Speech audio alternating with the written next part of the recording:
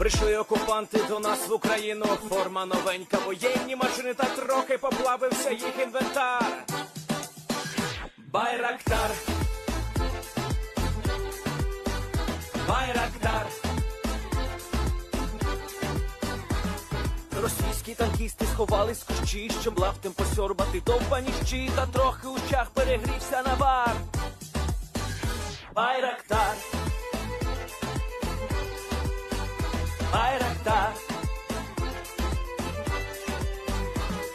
Приперли зі сходу до нас барани для восстановлення великої страни. Найкращий пастух баранячих отар. Байрактар, Байрактар. Їх доводи всяке озброєння різне, потужні ракети, машини залізні, у нас на всі доводи є коментар. Байрактар, Байрактар. Вони захопити хотіли нас зразу, а ми зачаїли на орків образу з російських бандитів, робить примар. Байрактар, Байрактар. Російська поліція справи заводить, там пихцю рашистів ніяк не знаходить, хто винен, що в нашому полі глухар. Байрактар, Байрактар. Веде пропаганду кремлівський урод, слова пропаганди ковтає народ, тепер нове слово знає цар. Байрактар. Байрактар. Байрактар. Байрактар. Байрактар.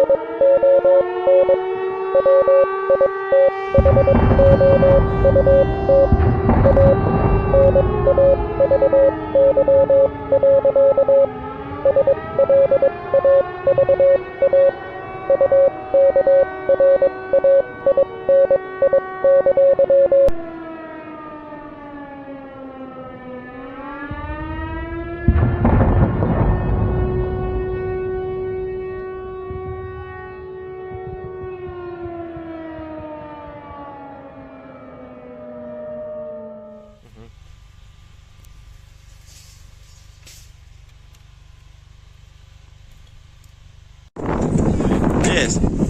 The Leaf Spring Army sends its regards.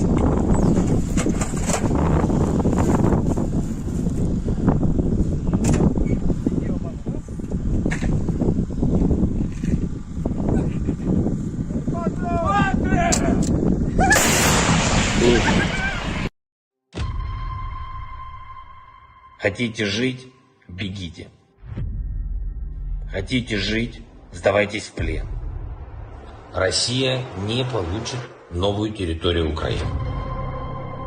Россия присоединит себя к той катастрофе, которую она принесла на оккупированную территорию нашей страны. Оккупант заполняет могилами захваченную территорию Украины. И все больше могил на территории самой России. Ценой того, что один человек в России хочет продолжать эту войну, кто хочет войны больше, чем жизнь, вашей жизни, граждане России.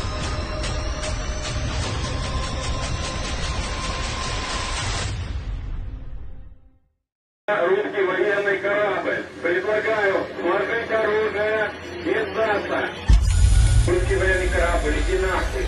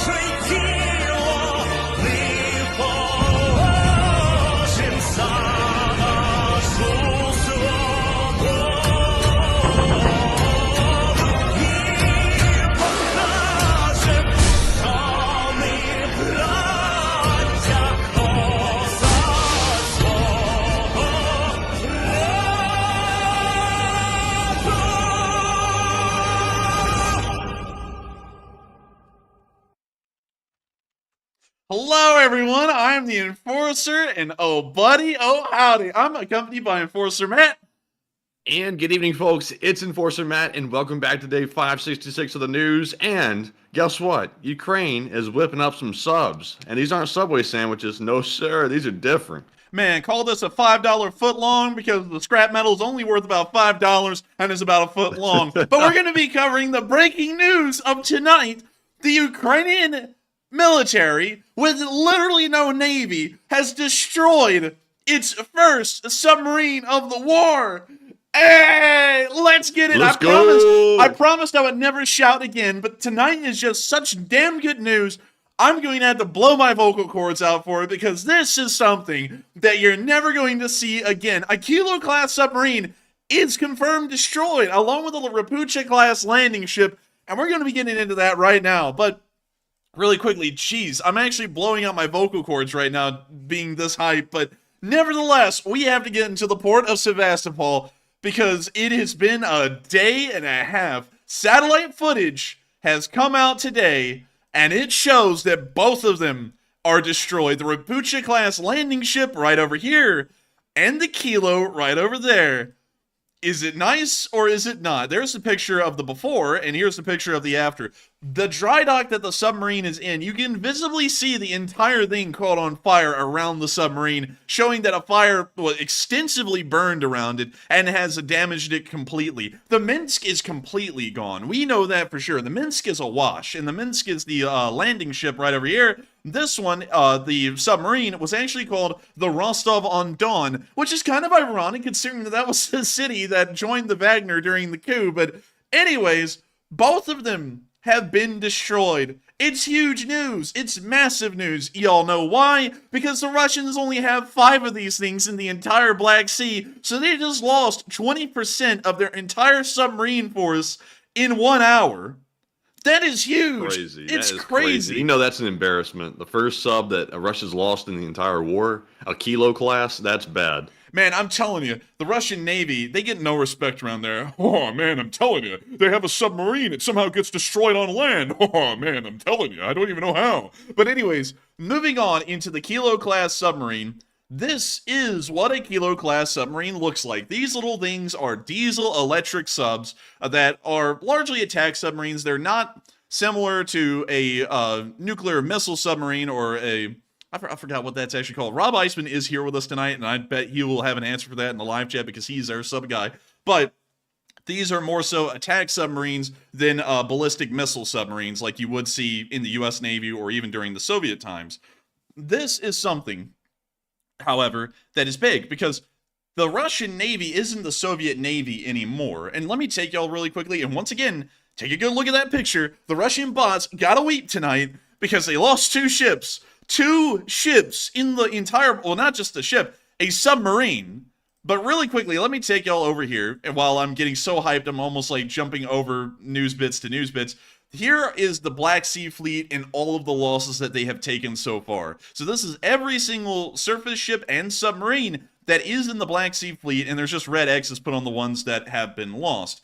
First, the Moscow, of course, the Moskva has been lost. The next one, this is a light cruiser, the Kerch.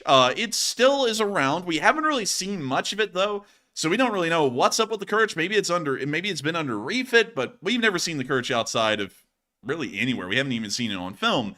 Of course, a decent amount of smaller Russian naval ships continue to exist, but one thing I have to say here is that they actually... Oh, wait a minute. Okay, so it is accurately represented. I was about to say they didn't account for one of the landing ships. One of the Ropucha-class ships has been, largely damaged. It's in dry dock right now. I believe it's let's see, which one is it? I think it's this one down here, the fourth to last one. Unfortunately, I can't really pronounce the name. But when we go over here to the submarine fleet, because this is really the most important part of the graph tonight, forget everything else.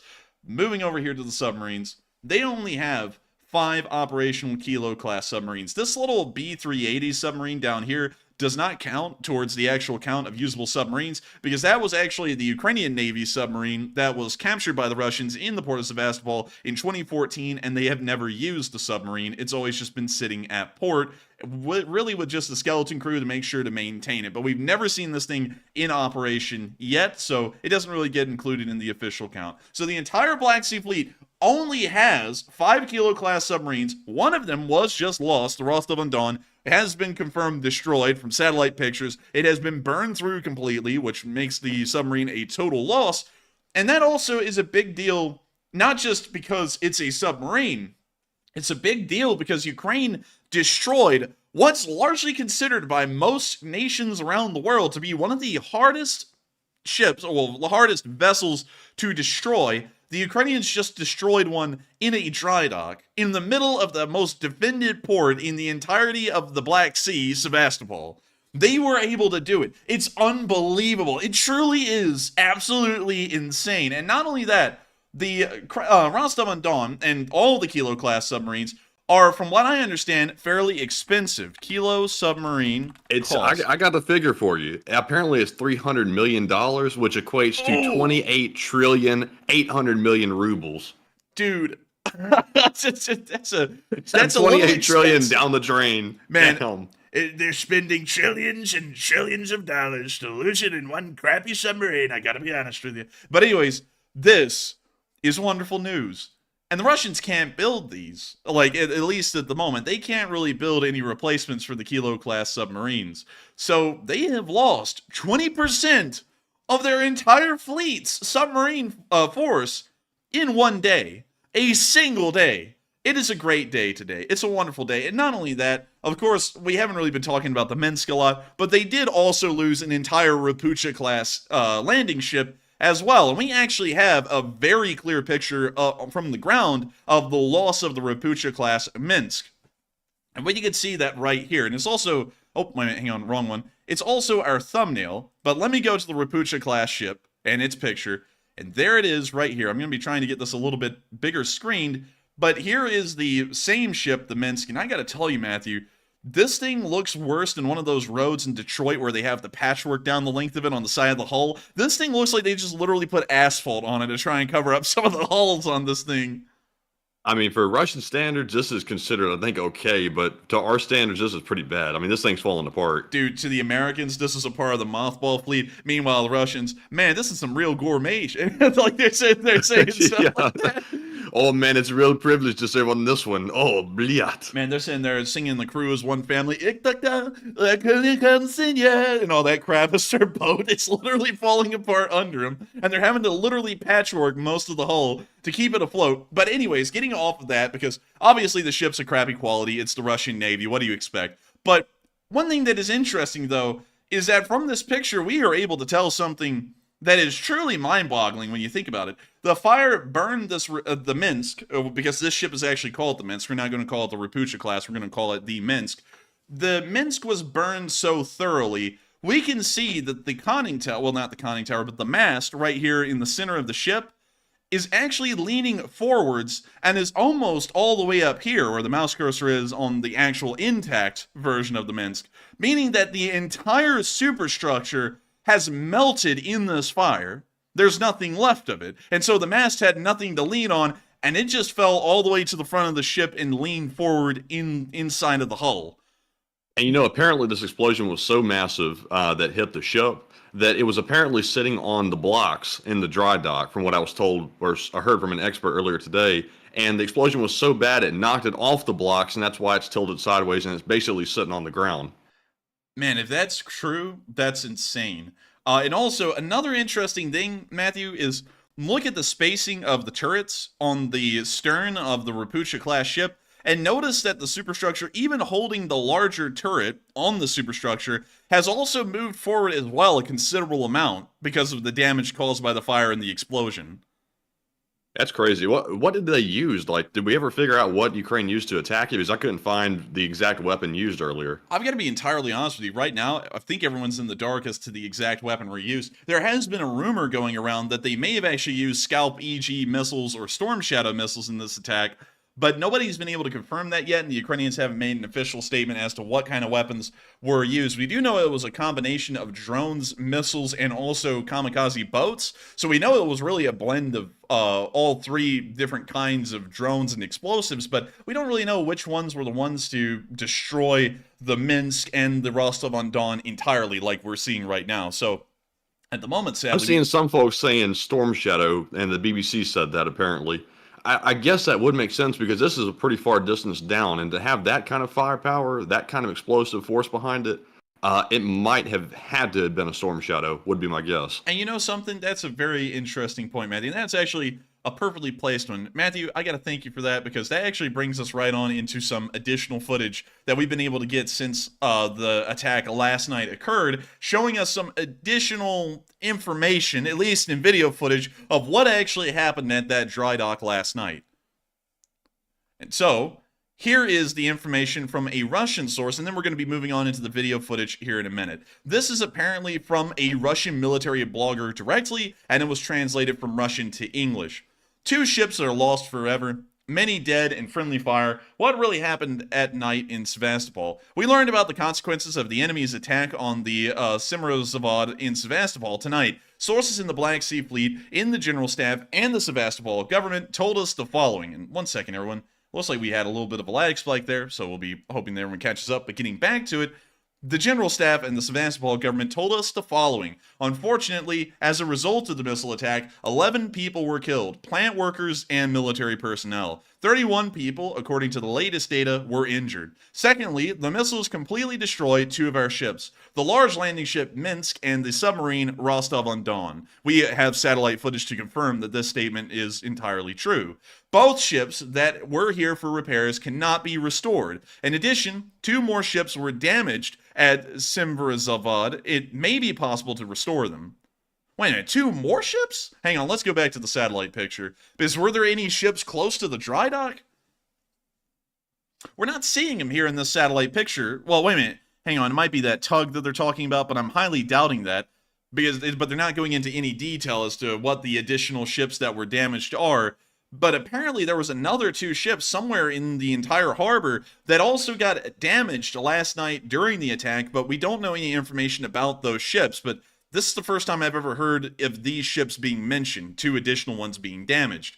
The interlocutors refused to say the names of these ships so that the enemy would not receive valuable information about the result of his terrorist attack. Oh, buddy, oh, brother, a terrorist attack. How in the world is a military attack on another nation's navy a terrorist attack?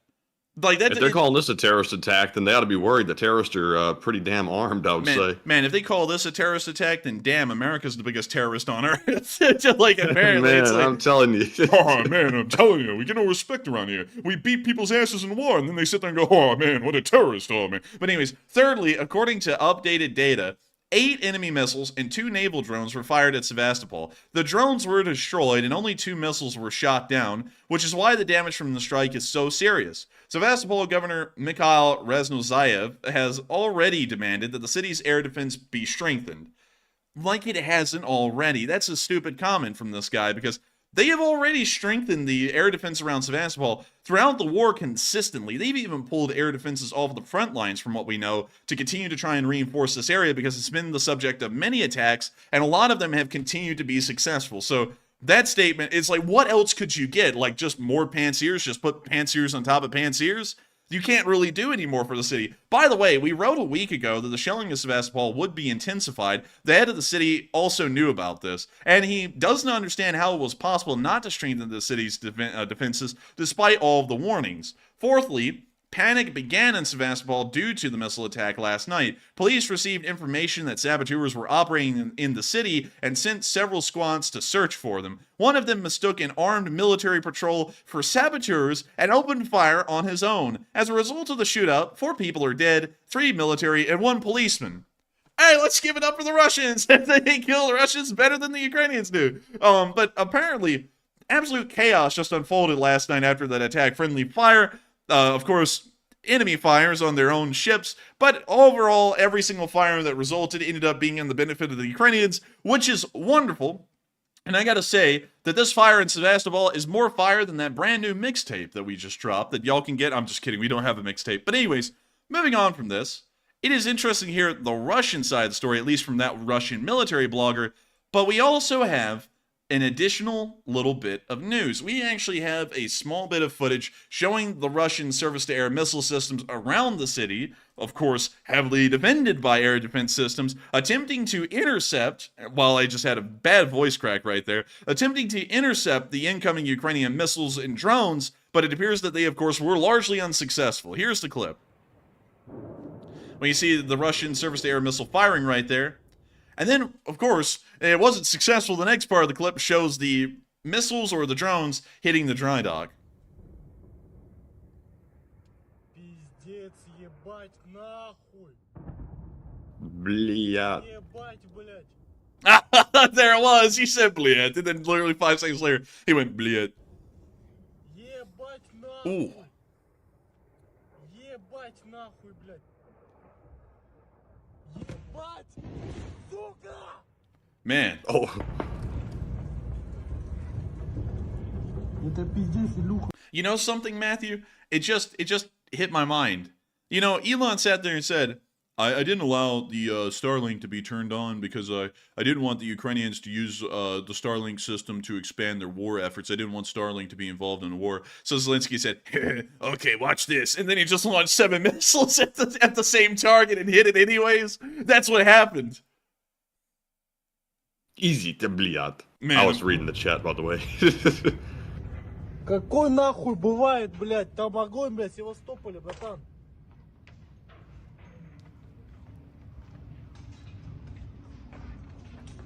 Man, we I gotta see- give it to these people that film this stuff. Like, anybody else would probably, like, drop the camera and not catch it on camera. But they're pretty good at filming.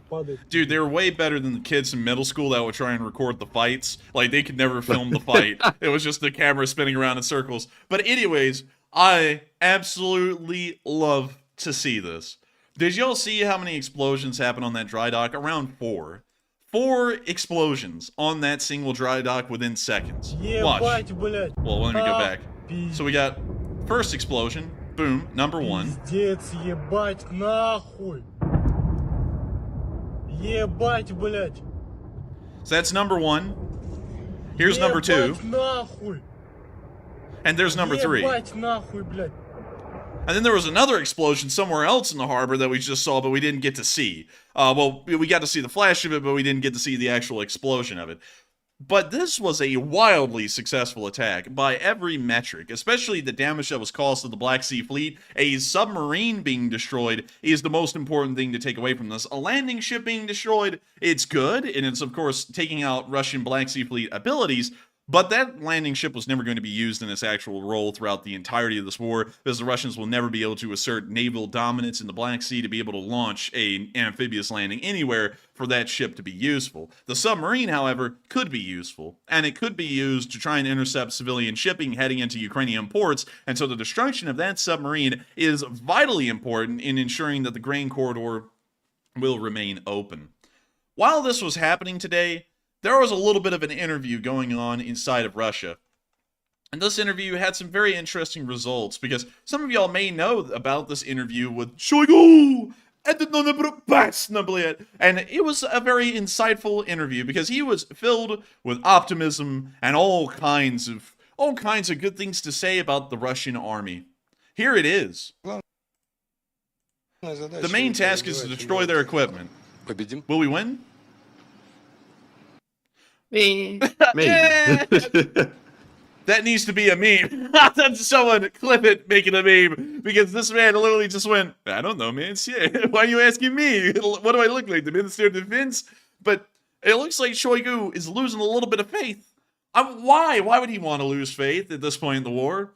I mean, it was a great day for the Russians. You know, they got the Moskva to join the submarine fleet, but I don't know what the submarine fleet joins when they're destroyed. Like, do they join the submarine fleet? I mean, they're already submarines, so, you know, I don't know what happens to the submarines, but we did see one get absolutely plastered today, like some kind of a frat kid at a bar. But nevertheless, looks like Shoigu's losing faith. My boy, he's losing faith. After Prigozhin died, he's just lost all direction. He's just aimlessly wandering, and he doesn't know where the hell to go. But anyways, it's not just him it's not just Shoigu that is pessimistic today. We also got to see that the devil himself, Volodymyr Solovyov, was completely shattered today from what happened on his show. Y'all have got to listen to this guy. Just for a quick minute, we're only going to play like a minute or two of this because, you know, it's the same ramblings. But the way he sounds, it sounds like he is going to die in a minute because of the news. But here's the clip. I'll also be turning that down so I can read the translation. Hello. Last night, Ukraine's armed forces carried out strikes with 10 cruise missiles on the shipyard in Sevastapol. They also used 3 uncrewed boats against the detachment of Black Sea Fleet ships in the Black Sea. 7 missiles were intercepted by air defense systems. Patrol ship Vasily Baikov destroyed all the uncrewed boats. The enemy's cruise missiles have damaged 2 ships undergoing repairs.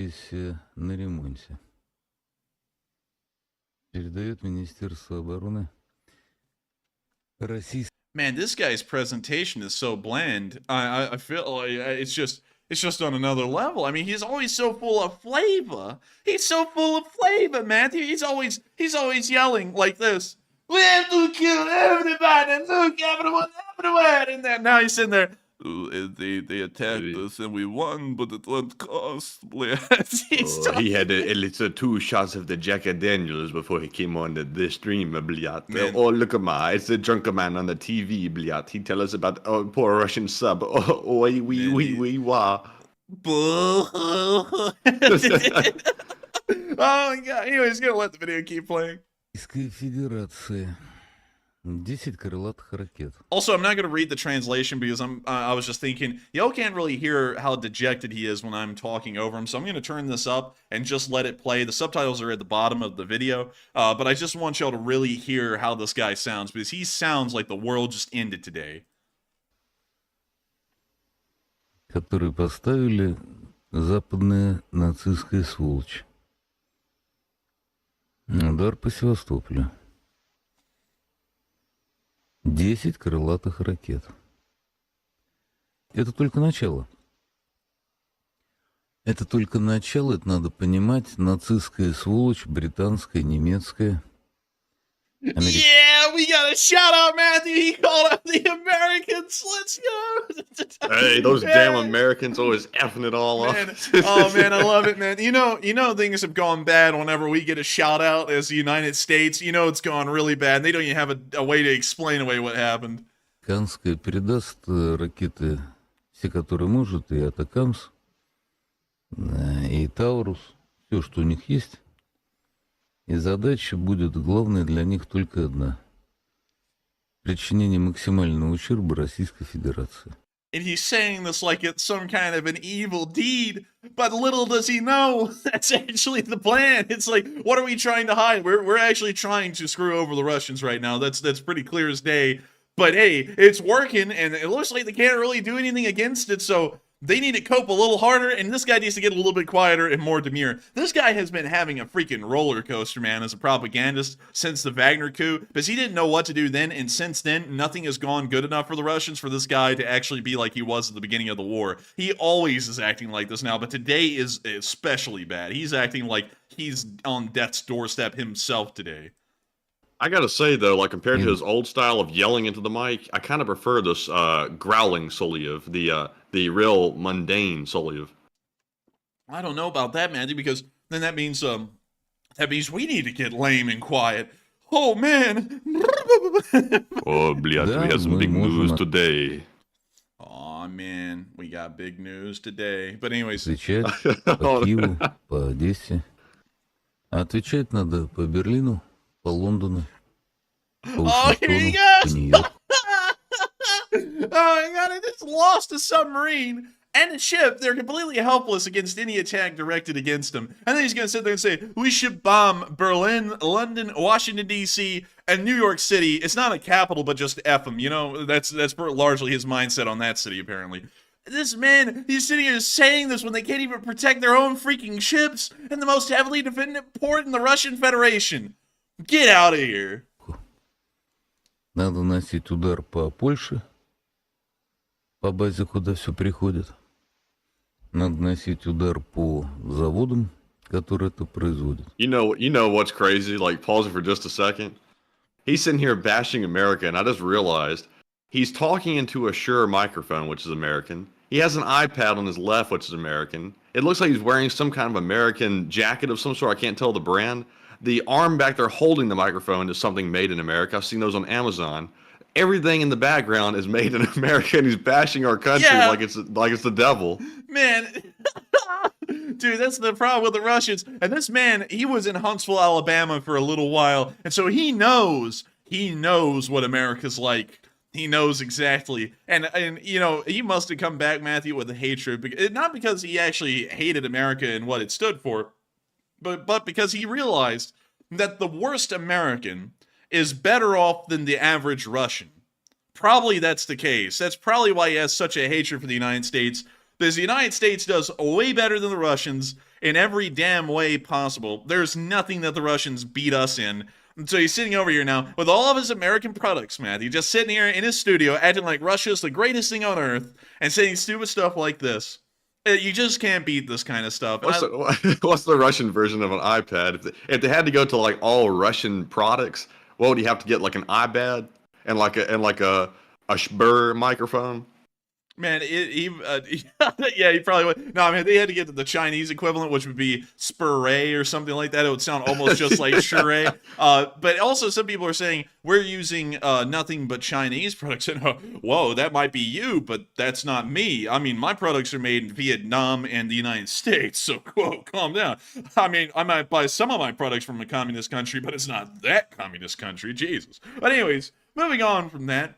We're going to end this here because it's 4 more minutes of this guy just quietly talking into his microphone like he's trying to read you a bedtime story. But I just wanted y'all to hear how damn depressed he is because of the news that came out today. And of course, he goes on to the options of bombing everyone, but really, how serious can you take a country when they can't even defend their own navy? I mean, it's the Navy. Like, there are weapons that these ships have that are supposed to stop these attacks from succeeding, and yet none of it worked, and none of the land defenses worked either. So, you know, kick rocks, that's all I can say. But while they are kicking rocks, and they are kicking them hard enough to break their own feet, over in the very far east of Russia, Kim Jong-un's train has traveled a little bit farther. I think he's actually trying to make it all the way to Moscow, because the last time we saw him, we were able to confirm he was in Vladivostok, and now he's moved all the way up here. It took him an entire day to do this, to go from Vladivostok to here, and he has the rest of Russia to go. So you can kind of tell it's a pretty long trip for him in the armored train. But what is special about this area, and why in the world did he stop here today where we know he was there? Because right here is a cosmodrome, and this is one of the modern cosmodromes that the Russian Space Forces use to launch off satellites and astronauts into space. It is a fairly cheap spaceport as far as they go. It's not really that extensive. It's nowhere close to being like Cape Canaveral or anything like that. But we did see today that apparently Putin and Kim Jong-un held a summit at this cosmodrome. And so here is some of the video that we got from that today.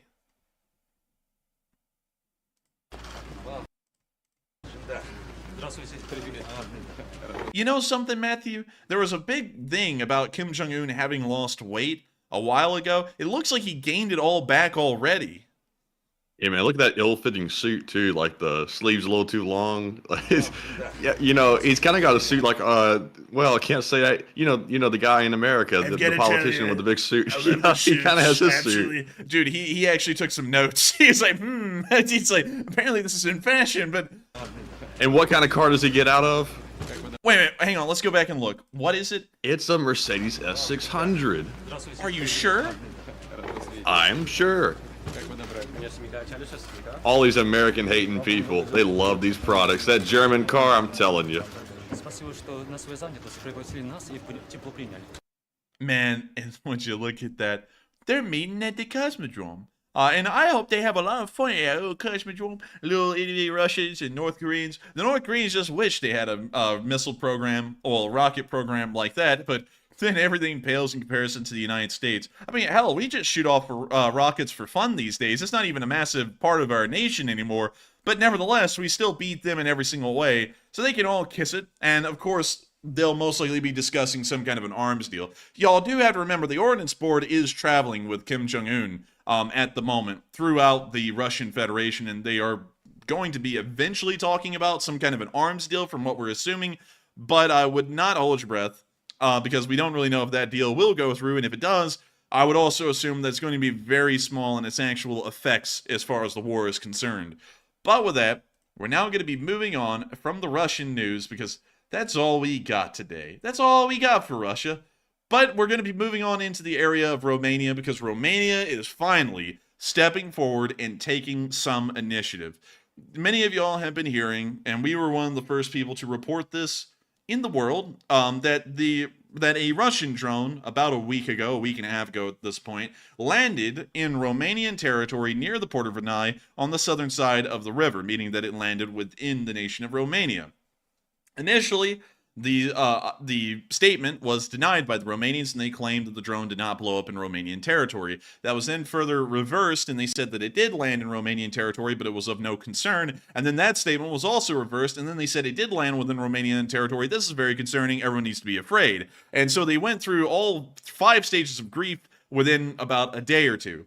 Then another drone hit Romania once more, almost in the same area. And the Romanians started to try and get a little bit more of a proactive response by saying that they were going to build bomb shelters in this area, and hopefully that would allow Romanian citizenry to have a safe place to hide during these attacks. That was, of course, criticized a little bit by some people in the Western world, saying that the response was weak, and that it needs to be stronger. It needs to be one where they actually go out there and they stop these Russian drones from even blowing up inside of Romanian territory in the first place. And it appears that Romania is finally making that step today. Romania is going to be moving some of their air defense equipment towards that area of the Ukrainian-Romanian border. This picture has really no relation. It's really just a whole bunch of river gunboats. Maybe that's some of their air defense, but we're having a feeling it's most likely Army air defense that's in this area. But they are moving it towards the Ukrainian border area in response to the drone attacks. They'll also be deploying EOD teams to deal with any unexploded ordnance with radars and sensors. And we can also see the Romanian river monitors right here patrolling the Danube River. These are incredibly old, existing as far back as Ceausescu's reign of Romania. You can tell because it has a very Warsaw Pact-esque design to it. And, of course, these are a little bit old. Nevertheless, it's largely what's needed, oddly enough, to deal with drones. Modern equipment usually is very expensive to operate in field, and using it against inexpensive drones has appeared to be rather inefficient. And so using these river gunboats, if these are the air defenses they're moving into the area, may be far more efficient, far more economical in dealing with the incredibly cheap yet very dangerous threat that these Russian drones face to Romanian sovereignty and the safety of the citizens who are sitting on the ground right below those drones. And so Very interesting here. I have to say, a very good approach. I have to commend this approach by the Romanians that they're now going to be taking proactive steps to stop a Russian drone from even exploding on their territory. And I think that the United States should be there, hand in hand with the Romanians, reacting with it as well. We do know that the 101st and 82nd Air Mobile Brigade are in Romania at this moment from the last news we got around 4 months ago. And based off of that, if they are still there, I would say that we should move the 101st and the 82nd into the area of the Danube Delta with their air defense systems, so that way they too can also help the Romanians in bolstering their air defenses in this area and stopping further Russian attacks from accidentally, quote unquote, landing in Romanian territory and exploding. But still, and also keep in mind that while all this stuff's happening with the drones inside of Romania today and all the days prior, right now, Sea Breeze 2023, which is the naval exercise in the Black Sea, is currently going on right now, and NATO vessels and other vessels as well are right there off the coast of Romania doing military exercises. We don't have any photos from it, but there is a press release out from the U.S. Navy saying that it is underway. And interesting, I gotta say, that's really good to hear. Hopefully we will get some pictures of the operation being underway in a bit, but those will most likely be released after the fact for operational security reasons, considering that they're in a pretty volatile area at the moment.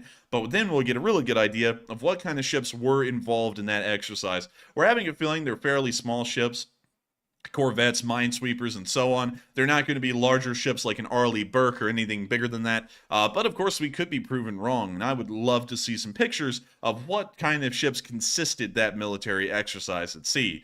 But moving on from that, it's now time for us to move on into the nation of Ukraine and the location unknowns. A lot has already happened in the news tonight. It's been an amazing news night, and of course, the stream is still young. We have to go over the location unknowns and the massive amount of frontline news that we have compiled over the past 24 hours as well. But I've got to tell y'all, tonight has been an amazing night news-wise already. The fact that a Russian submarine has been destroyed, I cannot state to y'all enough, is a serious ordeal. Submarines being destroyed in modern warfare has practically been unheard of. I believe, and let me check, when was the last submarine destroyed by enemy fire? Let's see here. When was the last submarine death? Let's see here. Sadly, I can't get any exact details of when the last submarine was destroyed. The last submarine to have sunk before this one, or to be destroyed before this one, was in 2021 when an Indonesian Navy submarine imploded and killed all 53 crew members. But sadly, I can't really get an exact date as to when the last submarine was destroyed in war. If I had to take a guess, it would have been World War II, would be the last time that a submarine had been destroyed in open warfare. And I believe you're correct, Hoffman the Frenchie. I think it was the Second World War. That was the last time a submarine was destroyed by enemy action. And that means that for the first time since 1945, which was nearly 80 years ago at this point, this is the first time ever that we have seen a submarine destroyed by enemy fire or by enemy action. Of course, we're saying enemy action as in Ukrainian action because that's how the Russians are going to be viewing it. But this is groundbreaking. This is something that is truly unbelievable. And what's even crazier is that they were able to catch the submarine inside of the dry dock and hit it multiple times from what we saw on film. They probably hit each ship at least 2 times, which is truly impressive to know that they were able to get so much ordnance through the air defense and then strike so successfully. But an absolutely amazing news night tonight already, and the news gets even more interesting as we go on. Of course, we've kind of hit on the most major point, but the frontline developments today were also very interesting and very unique in their own right as well. But before we move on into any of this, so many of y'all have been talking about what's been going on, and a lot of y'all have had inputs on the drone, the submarine, the meeting in between Kim Jong-un and Putin. A lot of y'all have been talking about loads of stuff that's been happening in the news already, and it's going to be like that throughout the rest of the night. But with that, it is time for us to move on into what y'all have been saying about all this stuff, because y'all have had some very interesting points, and a lot of y'all will be very interested to hear what each of y'all have been saying, because it's really some cool stuff. But with that, what do we got, Matthew? All right, so moving into our first poll and question segment. Our first poll says Ukraine has officially confirmed that they destroyed a Kilo-class submarine the first time in the war. And what are your thoughts? It looks like 42% said that is more devastating than the Moskva. 33% said it's equal to the Moskva. 20% said less devastating. And 5% said unsure. And on this one, I gotta say that the Moscow was certainly a big achievement for Ukraine. That served as a actual victory, a achievement, and it also served as a big propaganda victory as well, and has gone down in history as one of the most historic events in the entire war. I will say though, I think this is equal to the Moskva. A Kilo-class submarine costing $300 million, which Russia desperately needs, is a big deal when they lose that. So they're not happy about it, and even though the Russians are trying to play it down like it's not a big deal, Putin is furious. I can guarantee you that. But Enforcer, what say you? Oh, you know Putin is pissed. He is livid right now. In fact, Matthew, I would say that he's probably under a lot of pressure. You get it? Because submarines are pressure vessels. But oh, yeah, man. He's pressured, man. But anyways, moving on from that, while I put out the fakest laugh ever, I would say that this is a massive development. The destruction of a submarine, is, in terms of the difficulty of even finding a submarine to destroy, actually supplants the Moskva as being the most important loss in the war. The Moskva, surface fleet vessels are a serious ordeal, of course. You know, they don't get a reputation for nothing. But submarines are the backbone of most navies around the world. They are the silent hunter-killers that are able to take out merchant shipping and also enemy ships that are a little lax on their anti-submarine operations. They are a true menace around the entire world, and usually what many people look towards with great fear, because a submarine, unlike other ships, can completely disappear to most kinds of surveillance, especially the proper kinds. Nuclear submarines are practically undetectable unless if you're almost right on top of them. Diesel-electric submarines are largely undetectable as long as they're operating off of their electric batteries and not using their diesel engines to recharge those batteries. It is an insane thing to know that a submarine was destroyed, of course costing around 350 million US dollars, or around 28 million rubles, well 28 trillion rubles. And that gives us a really good idea that the Russians are screwed. Like, there's really no good way to put it. The Russians are screwed navally. They're getting blasted by a nation, once again, that doesn't even have a navy, but was just able to destroy the first submarine in open warfare since World War II. And I've seen some people saying other submarines, like the ARA Santa Fe, was destroyed. One second, let me check that out. The ARA Santa Fe. ARA Santa Fe. Let's see, and let me see what the fate was. Stricken, let's see, transferred to Argentina. So actually the ARA Santa Fe was scuttled during the Falklands War, and that appears, at the current information, that would have been the most recent submarine to have been lost by enemy action in any war. Nearly 40 years ago was the last time that fate ever occurred to a submarine, and for the first time ever again, it has happened. And so it's absolutely unbelievable, absolutely amazing, and this war has cemented itself as a war to be in the history books for many reasons, and now it has also cemented itself in the history books for another entire reason, being the only war so far in the entirety of the 21st century that has ended up destroying a submarine from actual combat activities. But with that, I hope that does address that fairly well. We are on to the next one. And the next poll says, a third drone exploded in Romania today near a quote-unquote military objective, and NATO says no concern. Also, the Romanian Prime Minister says no concern as well. And the question is, what are your thoughts? 63% said it's intentional and the attacks continue. 18% said it's unintentional and bad targeting by Russia.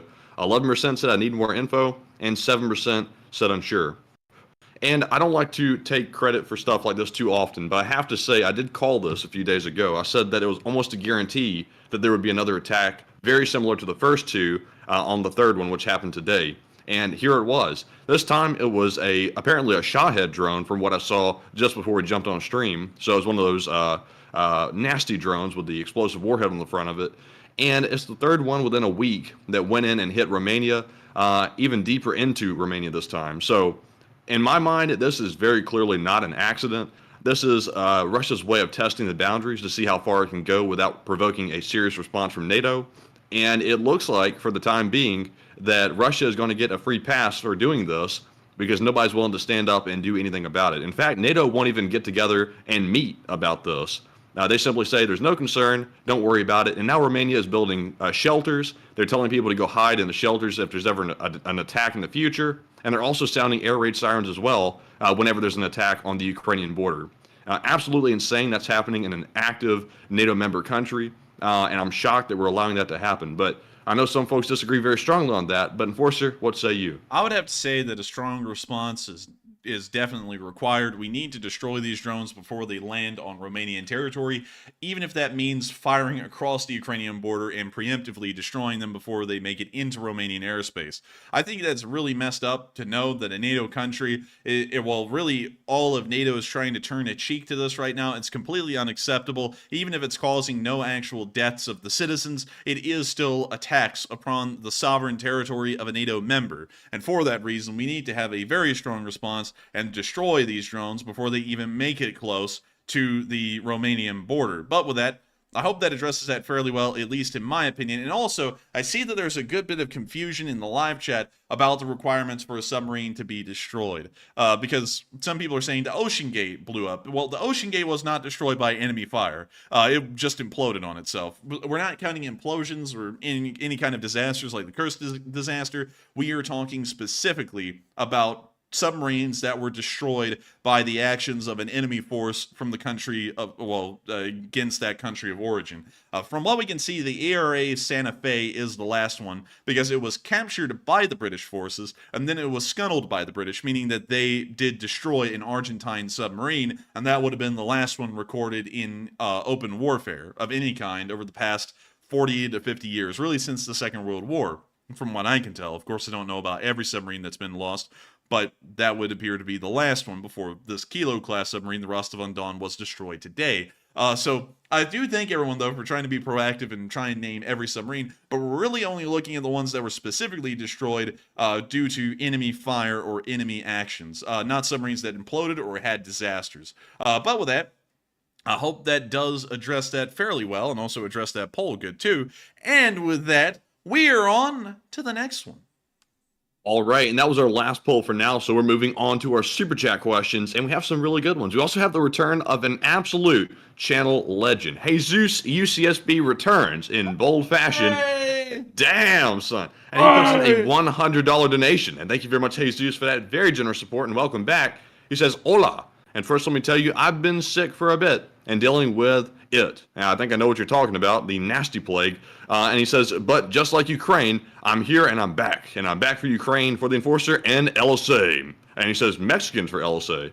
Hey, welcome back, Jesus UCSB. It has been a minute. It has been a long time. We actually were worried about you. We were messaging you on Twitter and seeing what was up. And it's great to have you back, man. We have been looking forward to this moment for a while. In fact, we got a lot of legends back tonight who not only are here, and we've seen them here. You're the first of three, but all of y'all have also thrown in super chats as well. And I got to thank you so much, Jesus UCSB, for returning. It's absolutely amazing to know that a legend of the Lee Spring Army is here with us tonight, and I gotta thank you so much once again for coming back and staying strong, just like Ukraine and just like the Lee Spring Army, because of course, the Lee Spring Army never dies, and Jesus UCSB is stronger than the plague. And so thank you so much once again for the support, Jesus UCSB, and welcome back to active duty. And so thank you so much once again. I hope you've been having a fun time tonight so far, because tonight has been absolutely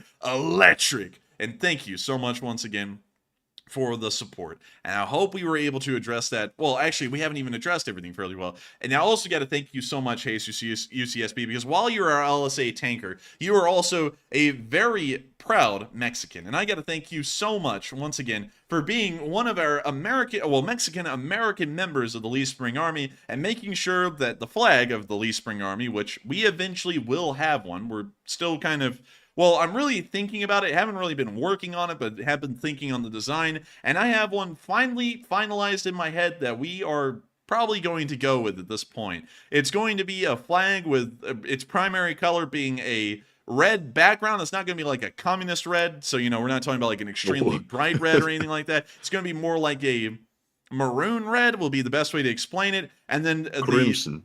Yeah, crimson is probably the best way to explain it. Roll And Tide. Roll Tide, baby, Roll Tide. And then also Rob Iceman's here tonight, so that has an extra meaning. But anyways, also the second primary color, really there's only going to be two main colors on this flag, is going to be crimson and silver.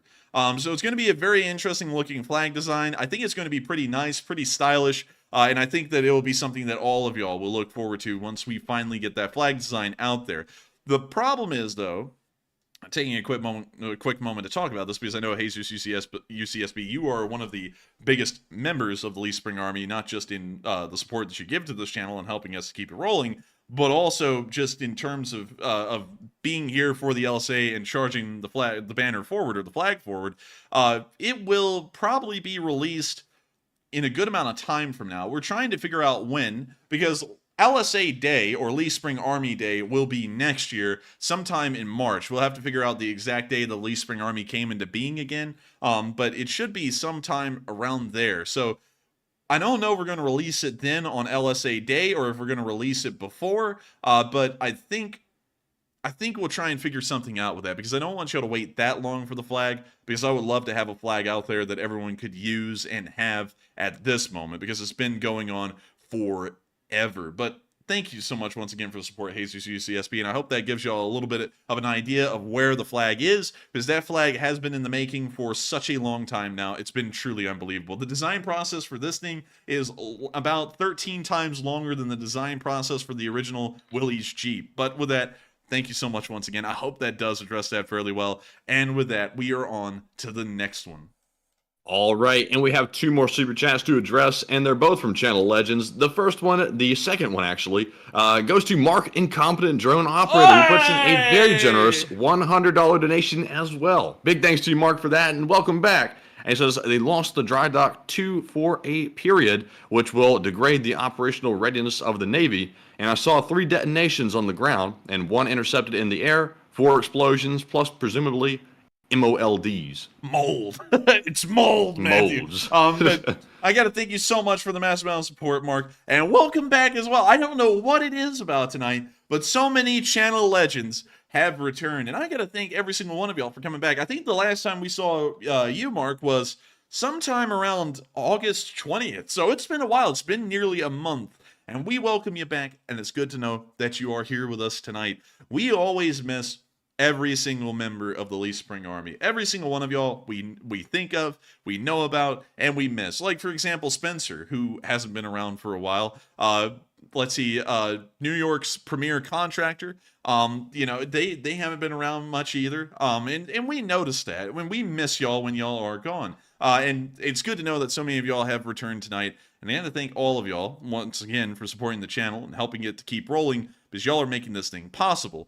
But to answer that statement, the dry dock has been heavily damaged from what we understand. I think if we went back and looked at the video, we might be able to tell where the explosions came from. So let's see if we can.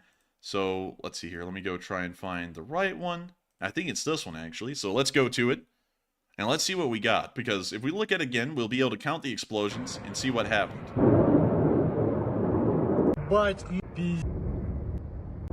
So you can see right there, the first explosion. That one appears to be on the ship. Actually, sorry, correction here. Let me go back.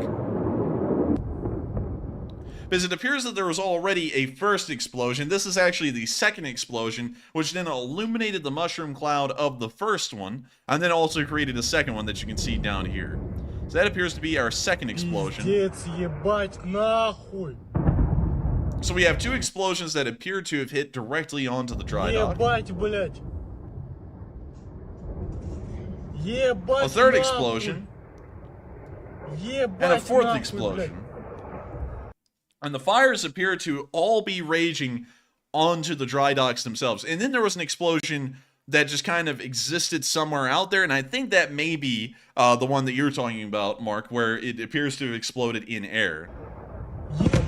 And also the sound of that explosion, you know, we don't really get to hear the sound of explosions from missile interceptions much, but whenever we do, it does sound a good bit like that. So that may have actually been one of the Ukrainian missiles or drones being intercepted at that moment on film. So I would agree with you. I think there was actually 5 detonations. We didn't get to hear or really see the first one. We did see its mushroom cloud, though. So there were 5 detonations. 4 of them were explosions on the dry dock. And then there appears to have been a 5th one that exploded somewhere midair, making its way towards the dry dock.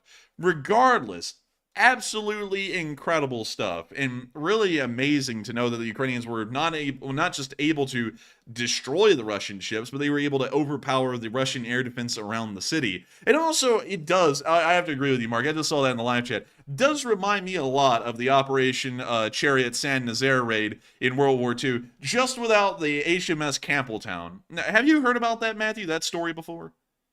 I have not. So I'm gonna have to pull this up because this one is actually crazy enough that it deserves a little rabbit hole. San Nazaire raid, HMS Campbelltown, and let me see if I can get that Campbelltown. Let's see here. So here is the San Nazaire raid. And this is actually exactly what we're looking for. Let me make sure to get everything just right. So San Nazaire is a city inside of France on the western coast. And let me go find San Nazaire. And here's San Nazaire. And back in the day, this was a pretty big deal as far as dry docks went and port facilities, because it had the largest dry dock in France. It was actually the only dry dock that was big enough at the time to be able to house some of Germany's largest ships, like the Bismarck and the Tirpitz. So getting to this port and being able to destroy this dry dock was of serious and paramount importance to the British, so that way they knew the Tirpitz and the Bismarck couldn't just be repaired in France and then sent out into the Atlantic pretty much unopposed. If they were able to destroy that dry dock, that means that every single time the Tirpitz or the Bismarck had to return to port, it would have to run the gauntlet up here in the north near the Faroe Islands and Scapa Flow and pray to God that each and every time the British Air Force or the Fleet Air Arm or the Royal Navy wasn't able to destroy them before they were able to make it back to port. So what they did is that they sent a couple of SAS guys, a small destroyer called the HMS Campbelltown, and they told them, y'all are going to ram this thing filled with explosives. The ship is filled with bombs onto the gate of the lock of the dry dock right there. You're then going to get off the destroyer, you're going to run around the dock, raise hell, shoot at everything, and then just blow up some submarine pins if you can. And so, what do you think the SAS did, Matthew? They said, all right, bet. And so they got on the destroyer, they set off, and they ran this thing at full speed. They somehow made it all the way through the port, being fired at the entire time, ran the thing up onto the actual dry dock, and crazily enough, there was a German photographer that was there at that time that was able to take a picture of the destroyer ramming itself onto the dry dock. This is actually a few hours afterwards, and I think just an hour later, the entire destroyer would end up exploding on the dry dock. But they ran this thing aground successfully onto the lock, hopped off the boats, and sorry everyone, it's actually commandos, by the way. It's called them SAS, but they didn't have the SAS yet, so it was the commandos. But anyways, commandos hopped off the destroyer, ran around, blew up the pumps to this dry dock, blew up a whole bunch of other facilities to it as well, and eventually most of them were captured or killed. But the funniest part of the story, Matthew, is that a German officer sat there with his smugness, and a commando recounted the story after the war to an interviewer. He said, he sat there and he turned to the British commandos that were sitting on the floor, and he said, "You silly British with your silly ideas. Why in the world do you think this would ever succeed?" And as soon as he got done saying that, the destroyer blew up, destroying the lock and flooding the dry dock, making it completely unusable for the rest of the war.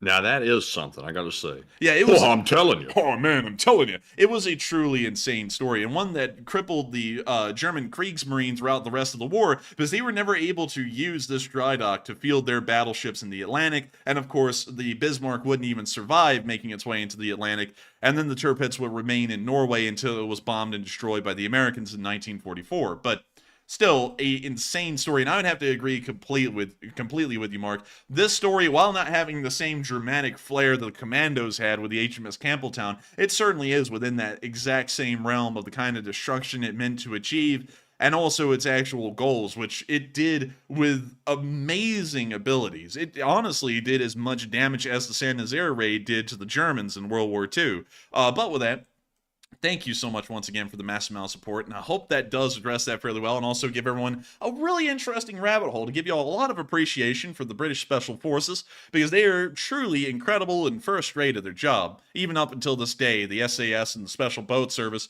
are both Special Forces units that are leagues above the rest. But with that, we are going to be moving on into the last question of this segment, and then we're going to be moving on into the location unknown news, and also the frontline news as well. And so with that, what do we got? And also, I saw TSU Yoshi say in the live chat that they recommend Jeremy Clarkson's documentary about this operation.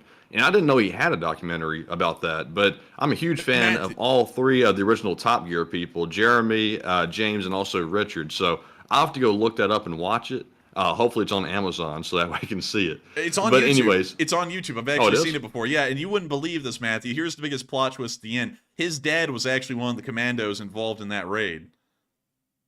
Jeremy Clarkson's father? Yeah, if I remember it correctly, Jeremy Clarkson's dad was one of those commandos that was involved in the raid. I didn't know that. Yeah, so really crazy ending to the story. If I'm remembering that correctly, I might be remembering it wrong. But anyways, with that, you've got to go watch that, man. Because Jeremy Clarkson also was a really good presenter of the story. He made it very interesting. It was already an interesting story, but he added a lot of pizzazz to it. It was very good. But with that, we are on to the last question. Oh, well, at least at this moment. And the last super chat of the segment goes to Walter A. Lakota Jr., another channel legend, the LSA Bosun, who puts in a $50 donation. And thank you very much, Walter, for that support. He says, Aloha, the Enforcer Matt, and LSA from OG Ellison Bosun. Yes, and he says, if LAS, meaning Landing Amphibious Ship, Minsk, is off the blocks, it stands a good chance of her keel being twisted, which would result in the ship being scraped, and it'll have problems fixing it. And I think the scrapes and the falling off the blocks, like I do agree with you, that definitely would jack the ship up even worse. But that is probably the least of their concerns at this point, because I think entire hole is in the top of the ship, and also the side of it as well from that missile. Dude, they sit there and look at the burned out wreckage of the landing ship, and they sit there and go, "Oh man, we might be able to recover this." No, Blade, look. The keel's twisted. Oh, it's a loss. it's a loss, Blade. But you are... Call the insurance adjuster, Blade. Do you think insurance will cover this? And they're flipping through it. It doesn't cover acts of war, Blade. What kind of insurance is this? It is a ship of war. That's the only place it'll get destroyed. I don't know, man. Oh, the commissar cheaped out. This insurance plan was only $5. Oh, well, what does it cover? Slips and falls. Blade. Blade. This is stupid. But I thank you so much for the support, Walter A. Lakota. And you are probably correct. The keel is probably twisted on that thing, twisted like a twisted sister. And it probably isn't even operational anyways. That ship is probably going to be written off as a total loss. And the Rostov-on-Don, from what we could tell from satellite footage, is most likely also going to be written off as a total loss as well, just due to fire damage. But with that, thank you so much once again for the support, Walter, and helping this channel to keep on running. You are our Merchant Marine, the Lee Spring Army Merchant Marine on the USNS Loyal, and I gotta thank you so much for being here with us tonight and also helping us to keep this thing running. Because folks like you, Walter A. Lakota, have been incredibly generous with your time and your support in helping this channel and helping it to keep rolling and helping us to be able to do loads of things like paying the rent, keeping the lights on, all that kind of good magical stuff that makes this channel on the front end possible. Y'all are the grease that keeps the gears turning of the Lee Spring Army. And I gotta thank y'all so much for that, because y'all go out of y'all's way to be incredibly generous and kind-hearted, not just to Ukraine, but to us, and making sure that we can continue to cover this news. And so thank y'all so much once again for the support. And we're now gonna be moving on into our location unknowns. And we've had a few interesting ones today. Starting off with our first one, we got to see a Stugna being used to hit a Russian squad. We have seen that the Stugnas have shifted from an anti-tank system to almost being entirely anti-infantry, showing that apparently the Russians have run out of tanks for them to hit. Ай-яй-яй, сука, вони розходяться, блять. Не, сходяться назад.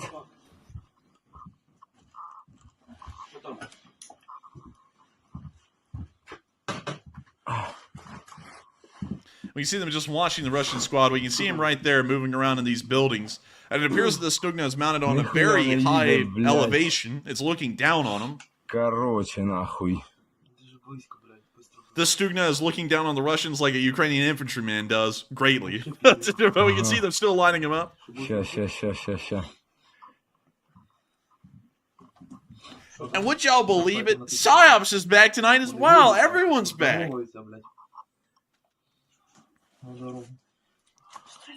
Oh man, you got it, Matthew. Hey, psyops! Hey! Пострел. Whoa! Oh my God! What kind of Stugna launch was that? That sounded like a Saturn V launching on the roof. Пострел. Dang! I don't know why I'm laughing like a clown tonight. But anyways, you can see the Stugna reaching the Russian squad here. Ловить уебал. And it's a strike.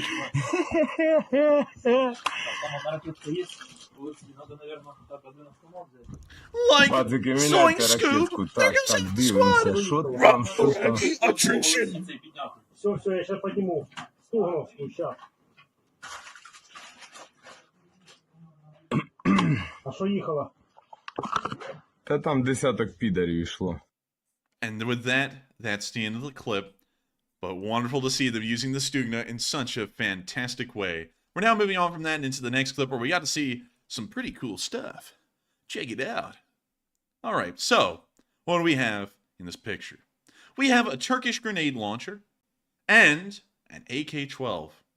We don't know where these guys were, but I really do like their weaponry. It looks pretty nice, looks pretty goated with the sauce.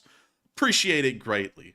And I think that it's certainly going to be a great use to them and helping them to push those pesky little Russians back to where they come from, which is the pits of hell. Moving on from that little picture and on into our casualty report, we also got to see that many of those Russians got pushed there today already, with 3 Bobcat skid steers being leveled over the past 24 hours. Let's go. It's the baby. That's it. Where did he go, man? He was here for a bit.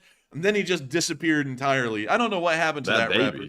I guess you could say, Matthew, that his career was a wrap. But anyways, moving on from that, 3 Bobcat skid steers were destroyed. But we also got to see that 590 Russian soldiers were liquidated over the past 24 hours. And I gotta tell you, the Russians really do believe in liquidity because that additional 590 has allowed them to have 270,350 soldiers as liquid assets. Very nice. And some of them are in varying states of liquidity. Some of them are more solid, some of them are in fact more liquid. But moving on from that, we also got to see that 14 armored personnel carriers have also been destroyed over the past 24 hours, along with 31 supply trucks, which is absolutely incredible. 16 main battle tanks, which is incredibly high of a number. We also saw that 30 artillery pieces were also destroyed, along with 5 drones, 2 MLRSs, and 2 anti-aircraft warfare systems. Today was an impressive day for the Ukrainian army as far as destroying Russian equipment and vehicles, and the infantry losses were kept at a pretty good average. And so moving on from that, and out of the location unknowns, it's now time for us to move on into that frontline news, because the frontline news is juicy. And so moving on into our first bit of news tonight, which is in Tonkarivka, we got to see a 2S3 Akatisia blowing up. And also, let me make sure I said that right. Akatisia. Yeah, I did. What the hell was that? Dude, that sounded like one of those, man, be careful of shaving. I don't know what that is. We're going to mute that. Okay. So you see the SPG down there, and Achille! Dude, you know what that sounds like, man? That sounds like Ahmed, the terrorist from Jeff Dunham's show, where he goes, "Silence, Achille!" It sounds like that. Oh my God, there goes the Akitsia. It's gone. And we can now see that from afar. See them hitting it with the bomb. Listen, there it goes. Nuclear. Man, Oppenheimer can't even get that good. We've used that joke like 50 times now over the past month. It might be time to retire that one, but like, oh, look, they gave you a QR code for this. Man, look, they even gave you a QR code. If you want to kill a Russian, scan the QR code. It's like, oh, okay. But anyways, moving on from that, wonderful to see that they're able to destroy an SPG in this area. And moving on from there and down into the area, of course, the infamous area of Zoloman, we also got to see a Russian BTR getting absolutely pummeled by a drone today. Gonna be muting that. But we can see the BTR racing down the road, but that won't help them. Because no matter how fast they run, they just can't outrun a Ukrainian drone. And there it is, a hit directly to the back of the turret. Well, hell, they showed it in the first clip. Where in the world was it in the second clip, dagnabbit? Let's watch it again. Don't really see a puff right there. So, sadly, it doesn't really look like they showed it at the end, but we did see the drone make contact. But with that, that's the end of the clip, and we're going to be moving on from that and down into the area of Holy Kove. That's what I say whenever I see a bowl of kava that I really like. I go, Holy Kove. But anyways, we can see that the 40th Artillery Brigade was able to destroy a Russian vehicle while that joke just landed flatter than my feet. Here's the clip. Damn. Whoa, okay. Well, damn, that beat dropped hard. Man, I'm going to lay off on the dad jokes a little bit because I was like, there's another one lined Damn, up. son, where'd you find that bass drop? I mean, come on. Man, Come on, man. You know something? That bass dropped harder than... Oh, I can't make that joke. But anyways, we can see right here the tank that they're going That's a for. model tank, isn't it? It's a 1/35th scale model of a T-72B3. It's also being towed by a Brim recovery vehicle, which they also have a 1/35th scale model of, just in case you didn't know what kind of vehicle it was. We're about to see both of them get blown up in a rain of hellfire by a Ukrainian drone and artillery strike, which we can see right here. Notice the massive fire that's now enveloping both of the vehicles, as the Russians have now lost millions of dollars of equipment in a single go. This is, of course, nothing new to the Russians. They're used to burning money. And now we can see them throwing up an end card here that talks about the destruction of the tank and the Brim. And then we can see the Death's skull with the beret come in like it's a Batman logo. Oh, man, you went, na Batman. It's like, what the hell's up with that outro? But anyways, great to see that the 40th Brigade was able to destroy that little Russian group of vehicles down there. And of course, another several $1 million lost. And wonderful to see. We're now going to be moving on from that into something that is also pretty nice to see, but it's not in the Northeastern Front. Of course, while we did get to see some action occurring in the Northeastern Front today, it doesn't appear to have resulted in any frontline changes whatsoever from either side, and so we are going to be moving on from a frontline analysis in that area, and we're now going to be moving on down into Bakhmut. Over the past 24 hours, we have seen some fairly interesting developments in Bakhmut, and that's this. They adjusted this one part right here. So now, man, they whipped the block. They spun the block, won the block. Yeah. Oh man! But anyways, not a lot of frontline advances were recorded by Deep State UA today, but we did get to see a lot of video evidence of Ukrainian action happening in this area. This appears to be the flashpoint of the entire frontline today was inside of the city of Bakhmut. But we're going to be moving on into the clips in the northern flank first, and then moving on towards the city in the southern flank. So starting off in the north, we got to see the Ukrainian 30th Brigade dropping some drone nades onto the Russians. We're going to be muting the rock. I had no bass. Can you smell? I can't hear the bass. My neighbors are always listening to loud the drum and bass. And they'll keep on, and then starts playing loud drum and bass. But anyways, we see them dropping the nade onto the Russian position, and it appears that they didn't react fast enough. They didn't think fast.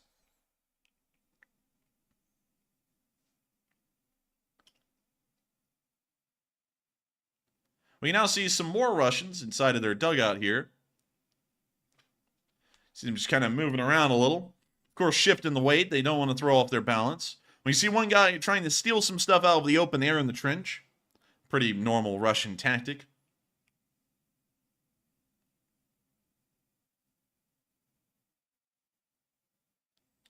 And we can see them continuing to watch the Russian down there as he does whatever the hell he's doing. Aren't they in their own trench? Yes, they are in their own trench. Here, So they're still in their own stuff? What's going on? Their own stuff and pulling it into the dugout, as is customary Russian tradition. We can now see. Man, they're some hardcore thieves to be still in their own stuff. Man, you know, whenever they do that, they get that goblin laugh. You know, they go, as they're stealing it. You know, they're doing it. But we can see the Russians kind of moving around their little dugout a little bit more.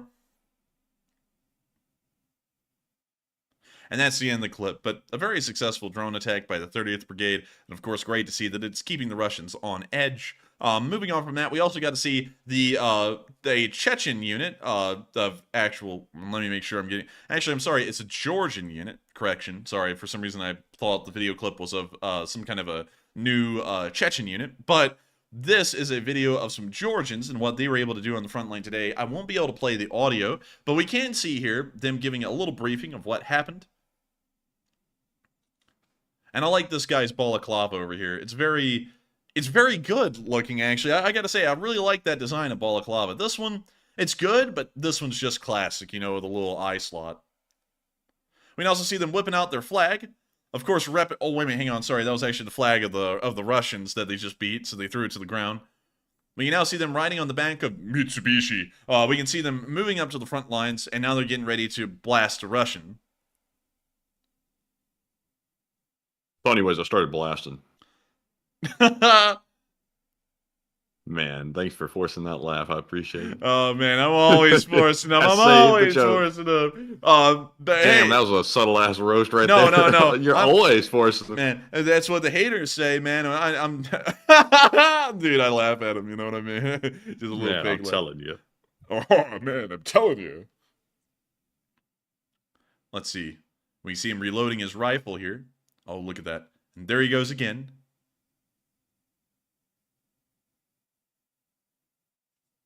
And we now see the little Russians scurrying around in fear. What do we do, Bled? I don't know. I can't find the freaking goat, Bled. Oh, man, look harder. And they're all crawling like little children to the next outpost. Wait a minute. They're crawling past it. It's a jailbreak. They're running out. They're running away. They're all retreating off the front line. Look, it's a rout. And now we can see them cutting back to the Georgians, and the Georgians are like, so anyways, they ran. Just that they all ran. Man, and we can see the PKP guy over here with his sick-looking balaclava.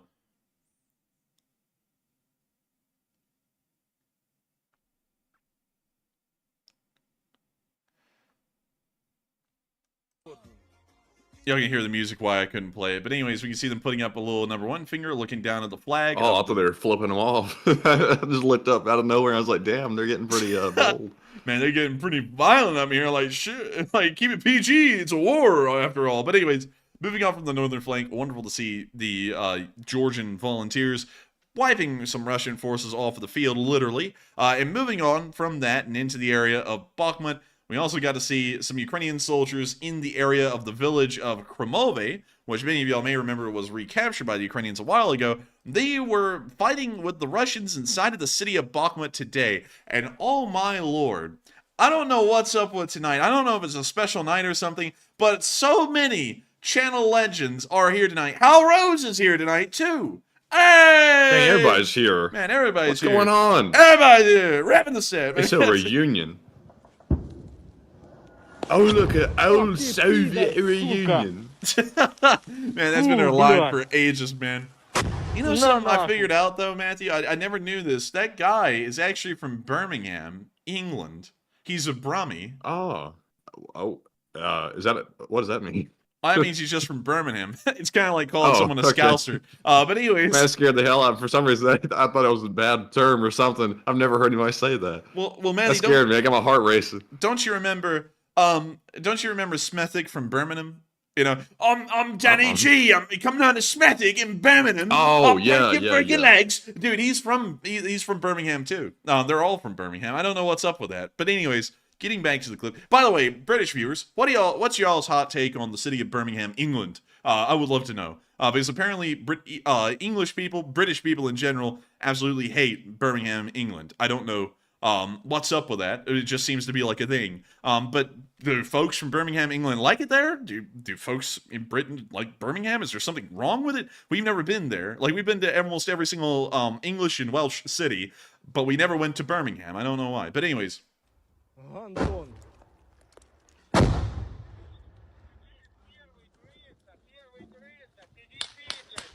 We see the Brits throwing in their hot takes. They're saying one said it's bad. Another one said they are a Brummie. Lee G said Birmingham's amazing. And I gotta say, if it's like Birmingham, Alabama, it can't be that bad. Louis also said it's bankrupt, and that's correct. It did go bankrupt, I think, about a week or two ago. But a lot of people see, oh, it's so mixed, Matthew. While this fight's going on, the inputs are so mixed. Some people are saying it's amazing. Some people say it's terrible. Like, it's all across the board.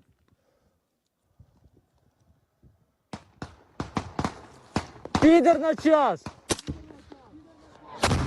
But when you hear the artillery coming down on top of the soldier, but he's continuing to fire back at the Russians inside of the city.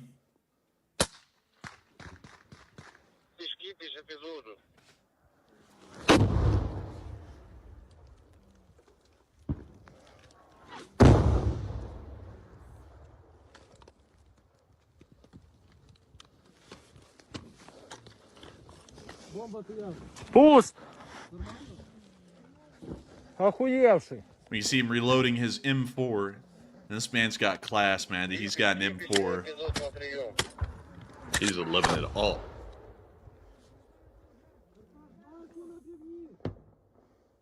You know, if it wasn't illegal, or I think it's illegal, I'm not sure, to like give a gun to Ukraine, I'm sure they would love to have their hands on the Daniel Defense, the M4A1 that we got.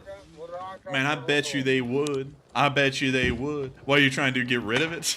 Like, I mean, if it wasn't illegal, I might donate it, but can't do that because obviously there's regulations against that. I have a feeling the ATF wouldn't be happy if we even tried. Yeah, that, they wouldn't be happy with that. That's just hypothetically. It's a cool idea, though. I do have to say, but I don't think we'd be able to even do that at all. Nah. Сука. We hear the artillery still landing around. Now see him firing back over the berm. That's also a really long mag. Is that like a 40-round magazine? I think so. It looks like, you know, those are like, I've heard bad things about those. Really? Yeah. Well, I'm not sure if it's true. I've never actually had one.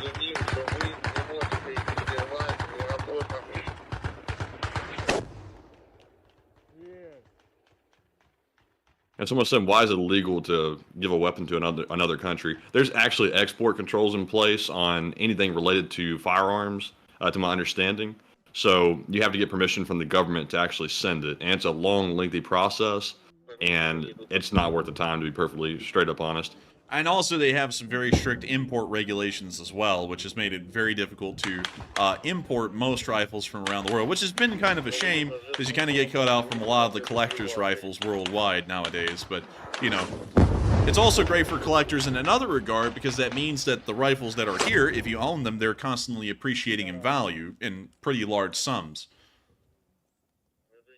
But the artillery continues to land, and we can see the soldier holding steadfast, and the video clip ends there. But a pretty good look at what's been going on nearer to the center of the battlefield of Bakhmut. And moving on from that, we're now going to be moving on into the front lines near Klishkivka and Avdiivka. We got to see that near Klishkivka today, Russian forces were being slammed by Ukrainian artillery.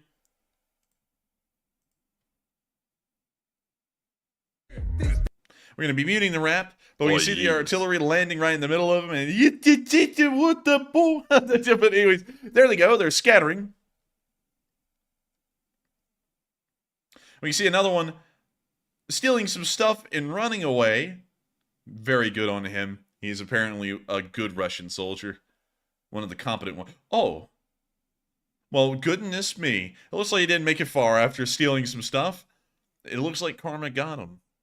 But with that, that's the end of that little clip right there. And we're now going to be moving on from that interesting development.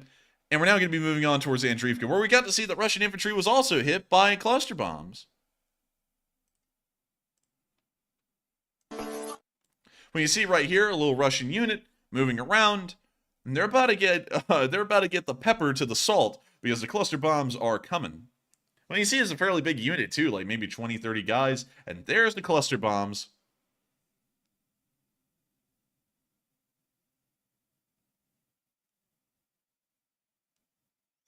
Shine W said, didn't the DEA export a bunch of guns to the drug cartels?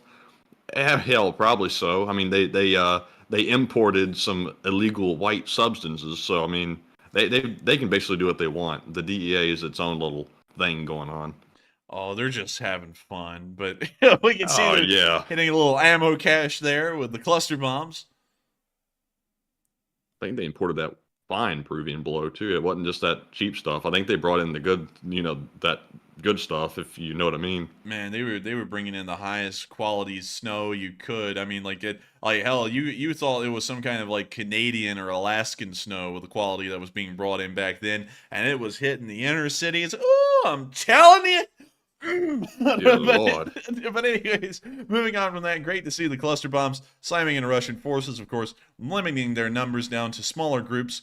But with that, that's largely all the frontline videos and footage that we got from the area of Bakhmut today. But moving on back behind the lines and into a bigger picture, we heard that Russia is moving in units well before they should be moved in to try and get a strategic reserve.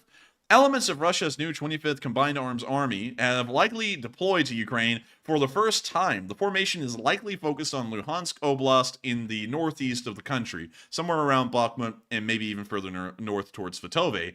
As recently as August 2023, recruitment adverts for 25 CAA claimed it would only deploy to Ukraine from December of 2023. It is likely that units have been rushed into action early, partly because Russia continues to grapple with an overstretched force along the front, and Ukraine continues to its counteroffensive on 3 different axes. However, there is also a realistic possibility that Russia will attempt to use parts of the 25th to regenerate an uncommitted reserve force in the theater to provide commanders with more operational flexibility. So in fancy words, what they're saying is that they just took the Green Combined Arms Army that has never been in combat before and was just raised from conscripts for this war specifically that were supposed to be entering Ukraine in December. They've already pushed them in this month, 3 months, really nearly 3.5 months ahead of schedule. The reason why is because they are so low on manpower that even green, inexperienced, and completely untrained combined arms army level forces are required to just try and hold down the front lines as best as they can. And that's why the Ministry of Defense is reporting on this, and it's also showing us once again the Russian army is in a serious situation. By no doubt. They are almost in collapse, considering that they're moving in an entire army-sized force that doesn't have any actual experience or any training, really, for that matter. They've only been trained for about a month or less. All of them have. And we're probably going to see that they will perform poorly, but it'll be better than nothing, which is what the Russians have right now. Moving on from that and past the Donetsk area, because not really a lot happened there, we got to see at Novomikhailivka that a Ukrainian kamikaze drone did a fairly effective job at destroying a Russian tank. This was also done by Madyar's birds, but here's the clip. And the drone weaseled itself right into the commander's hatch and blew up the tank. And there goes the ammo.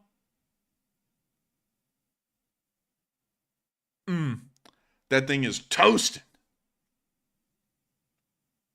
And I don't mean to distract from this toastiness right here, but there appears to be something else going on in Crimea. It looks like it might be another big one. Aw, man. Let's go take a look. All right, so we're going to Twitter because we hear that there's some breaking news happening right now. And so let me go It'll look. say it just happened minutes ago, so I'm still trying to figure out exactly what's happened, but it looks like something has blown up pretty major league, big league in Crimea. It's being destroyed bigly. It's being blown up. But let's see here. It looks like, from what we're seeing right now, from everything that Matthew's reposted, it seems as though a new explosion has occurred in Crimea just 11 minutes ago. We are getting this news live on air. This happened at Yevpatoria in Crimea. So let's go down there. I believe Yevpatoria is kind of like a suburb of Sevastopol, if I remember correctly. I might be wrong, though. Let's find out. Wait, hang on. I think that's actually a major city. Ah, here we go. Oh, I remember this. Okay, yeah. Now I remember this very well because there's an airbase somewhere around here. Yeah, here it is, down here at Fedorivka. There was an airbase that was attacked here before, but it appears that a massive explosion has just occurred at Yevpatoria. As we can see in the video right there, we don't know what it's from or why the explosion occurred, But it's very bigly. It's very huge. Massive explosion. Great to see. But let's move on into the next one. Another picture of the explosion, and then another one as well. We don't have any... I think I'm seeing some folks say some preliminary info that it could be I believe they said an 400 That's surface 400 air missile system. defense. Yeah, I believe so. Well, if it is, that's nice. And that means that they're losing even more invaluable and incredibly expensive surface-to-air missile equipment. Y'all just heard that here first, y'all. This happened, from what we can tell, 17 to 20 minutes ago at the latest. Man, we're getting the breaking news like 2 nights in a row now. It's kind of crazy. Man, I'm telling you, man. Oh, man, I'm telling you. I mean, we're on top of the game. We're on top of the ball. But really nice to see. We'll be trying to get some additional news on that as time goes by. And also, Matthew, I just noticed that you put a portrait up of us not too long ago. I love it. I did? Yeah, look at that. Isn't that nice? I forgot all about that. Oh, man. That's so nice. Oh, But anyway, I got a weird sense of humor. man, I'm telling you, man, I don't even know how in the world you figured out we looked like that, but I gotta say, the similarity is striking. We ought to put it on a shirt if it wasn't copyrighted. But anyways, the Russian tank did cook off. Wonderful to see. And another $3.5 million lost. We're now going to be moving on down into the area of Mikilsky, where we got to see a Russian tank getting hit pretty hard as well. Whoa, hey, whoa, whoa, whoa. But we see the T-72B3 right there. See it being highlighted by the white circle. We see it getting hit as well. It's now going to begin cooking, and we can see the crew bailing, and it's done for. But with that, that's the end of the clip, and wonderful to see another Russian T-72B3 being destroyed, of course, by the 68th Jaeger Brigade. Moving on down to Yakharivka, we also got to see some drone strikes being conducted by the SBU. And also, I thank everyone for giving a huge shout out to the Berts and the Ernies in the live chat, and of course the huge Bert and Ernies here. Of course, I gotta say, Bert and Ernie, pretty nice characters. You know, there's been some rumors about them, but beyond that, I think they're pretty chill. They're pretty cool. You know, who's the yellow guy? The skinny looking yellow guy? Is that that's Burton? you. What's his name though? I don't know. I think it's Ernie. I think he's Ernie. I guess I'm Ernie. Yeah, I guess you're Ernie. I saw Hokey. I believe Hokey Redneck. I believe say who's the Bert and who's the Ernie. If that's Ernie, the tall, skinny, sort of lanky yellow one, that's kind of me. Man, I gotta tell you, then I must be Bert because well, I'm not orange. I'm not orange, but I am a little bit more rotunde. But you know something the bird doesn't do? He is yellow. You know. The fabric's yellow. I'm not cowardly. But he ain't no damn coward. Yeah, but Bert doesn't sell hot dogs. He doesn't do that. Oh man. But anyways, here's a clip of the SBU getting in a good drone strike. Look at that. So apparently the tall one's actually Bert, so it's the other way around. Oh, Ernie. Man, we can now see one of them flying over an airfield, now making their way into a warehouse to hit some Ladas.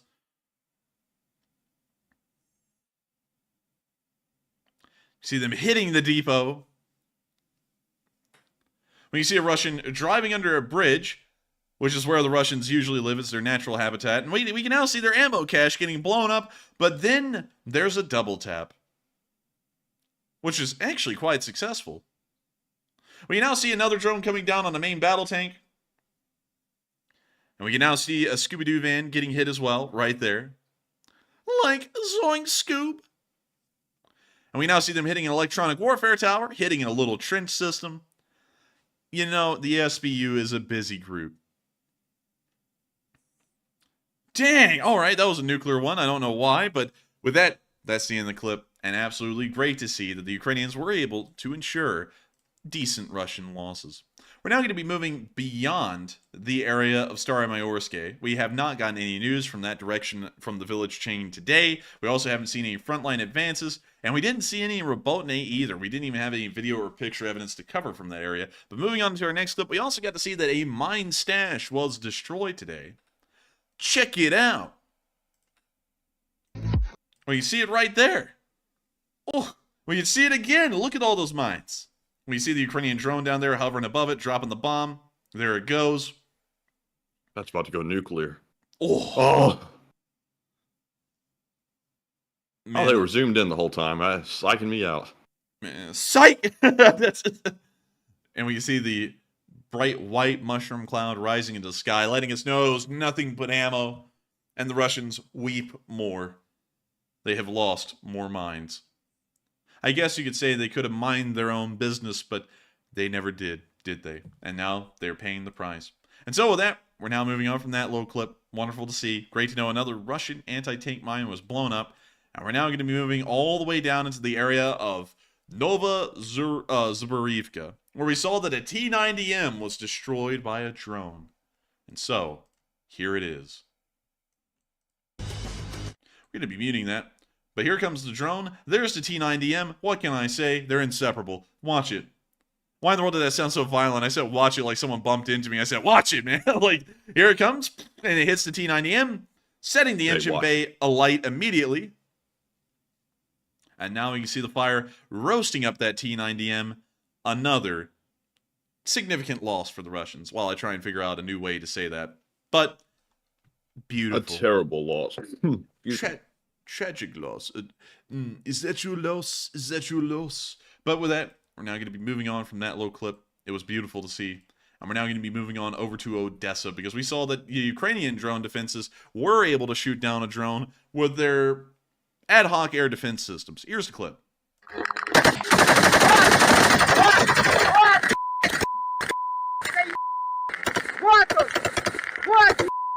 All right.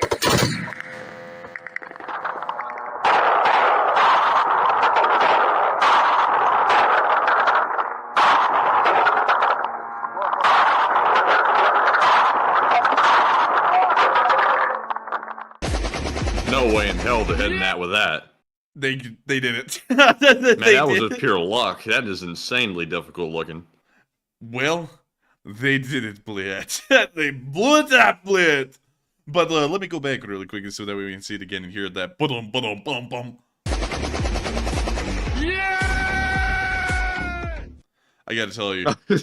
Yeah. Man, that was impressive. And his scream was really adding to it as the icing to the cake. But wonderful to see the Ukrainian air defenses doing their job. Really, it's not about the accuracy, y'all. It's about the friends we make along the way and the amount of fire that they can send down range at any given moment all together. Beautiful to see that they were able to shoot down another Shahed, and another one was not able to make it to Odessa because of that. They saved lives with that action right there in that clip. And with that, speaking of which, it's time for us to move on to President Volodymyr Zelensky's speech, where he will also talk about the brave actions of the Ukrainian military and what Ukraine has been doing today. He has moved rooms into probably the bougiest room in the entire presidential palace. And so, without further ado, here is the speech. Бажаю здоров'я, шановні українці і українки. Вагомий був день. Військовий кабінет, такі були деталі, про які зараз не можна говорити, але які будуть дуже результативними у війні. Провів нараду з прем'єр-міністром Шмигалем та міністром фінансів Марченко щодо бюджету наступного року.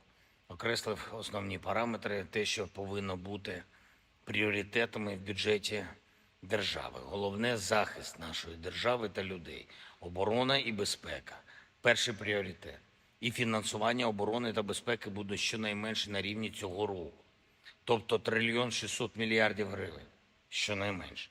Наступного року ми додаємо значні бюджетні кошти на оборонно-промисловий комплекс, на виробництво зброї в Україні і на дрони, причому і на купівлю того, що необхідно за кордоном, і на українське виробництво, плюс майже 100 мільярдів гривень цілеспрямовано на виробництво зброї, яким опікується Мінстратегпром, та на українську армію дронів, яка показує дуже хороші, яскраві результати.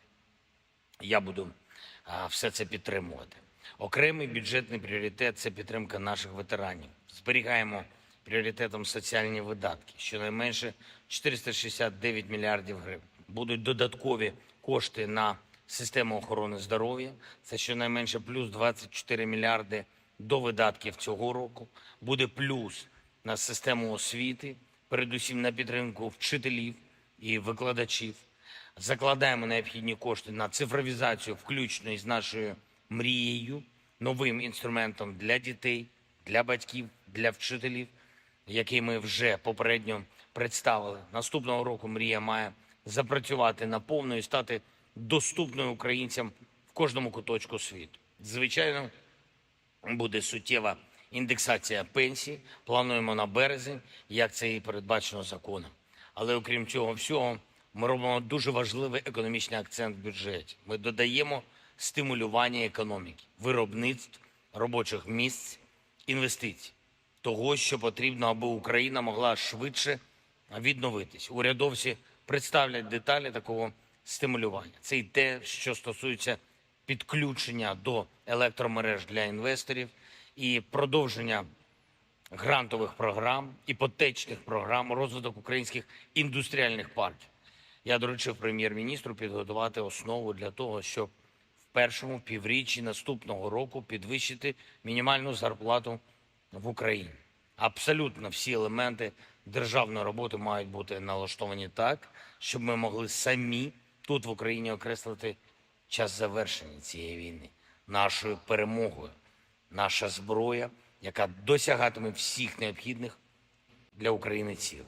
Наша економіка, яка зможе давати українцям необхідні робочі місця, соціальні функції держави, які повинні виконуватись, державний функціонал, перш за все, цифровий функціонал, який має ставати більш сучасним, ніж будь-де в Європі. Все це наші інструменти, щоб наблизити перемогу України.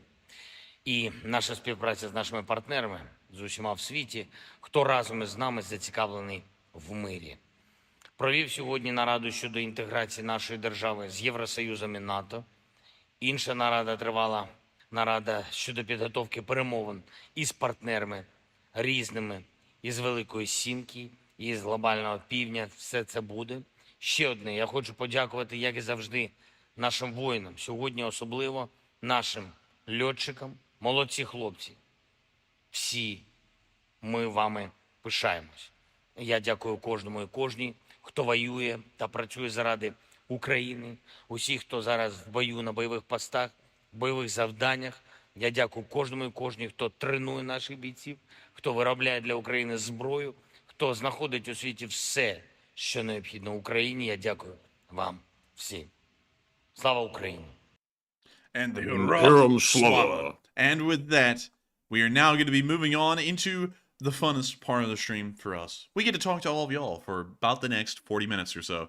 And I've got to say, it is honestly the part I look forward to the most. We're going to be going through so many rabbit holes. We're going to be having a whole lot of fun.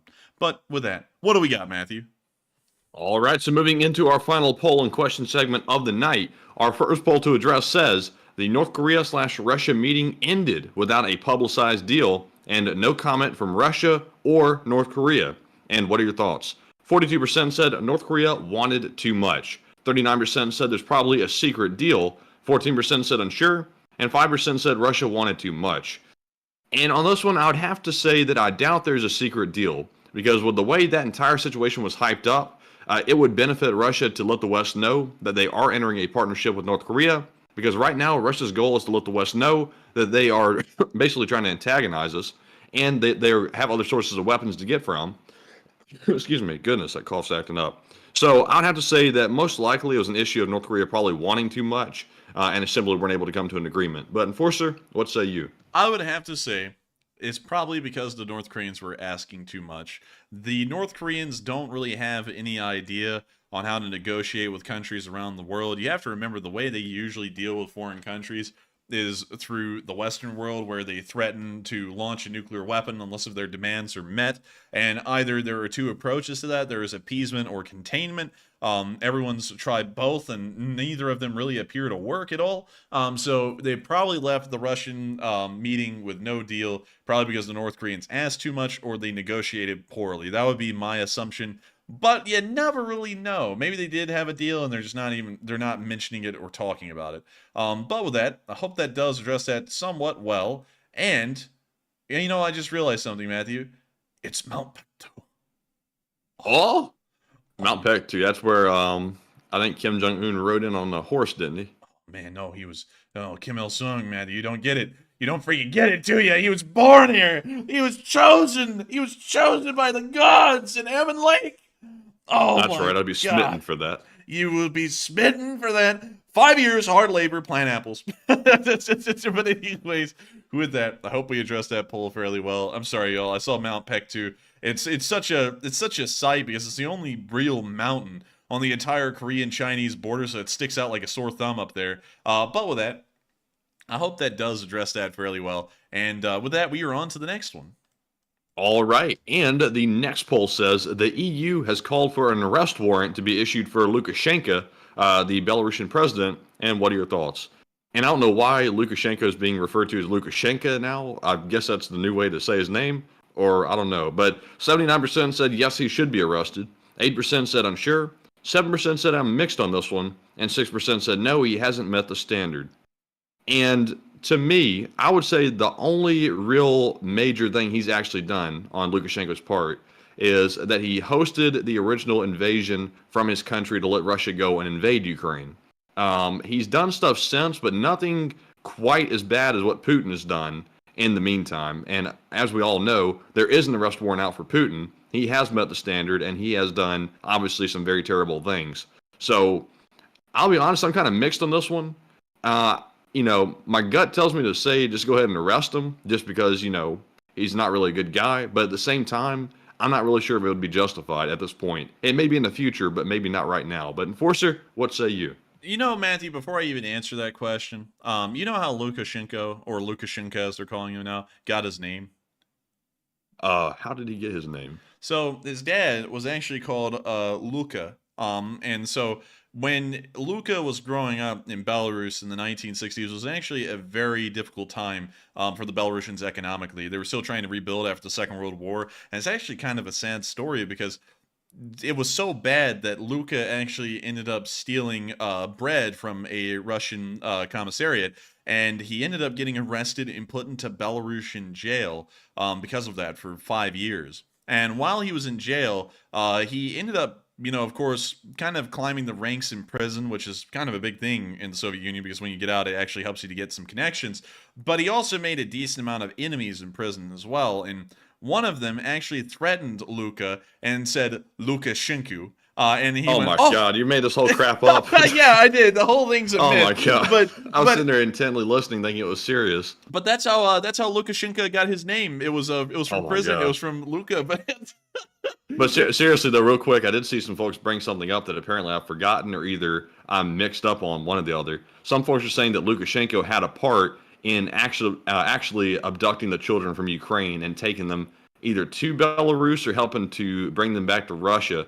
I'll be honest with you, I don't recall that. I do know for a fact that Putin has done it. He's sanctioned that to have the Russians abduct children. But I wasn't aware that Lukashenko was doing that on his end either. But Enforcer, what say you? I would say that he should certainly be put onto a list to have an arrest warrant out. He has been a complicit member. He's been an active member in this war for the most part. The only part they haven't been active in is committing their own armed forces into an invasion. But beyond that, I think you should have an arrest warrant put out for him in all seriousness. And so with that, I hope that does address that fairly well. And hopefully, one day, they will be able, the Ukrainians will be able to get all of the lost children back that have been abducted by the Russians and the Belarusians. And so with that, I hope that does address that fairly well. And also, oh, wait a minute, I saw that was a joke. I thought someone was being serious there. But anyways, with that, we are on to the next one.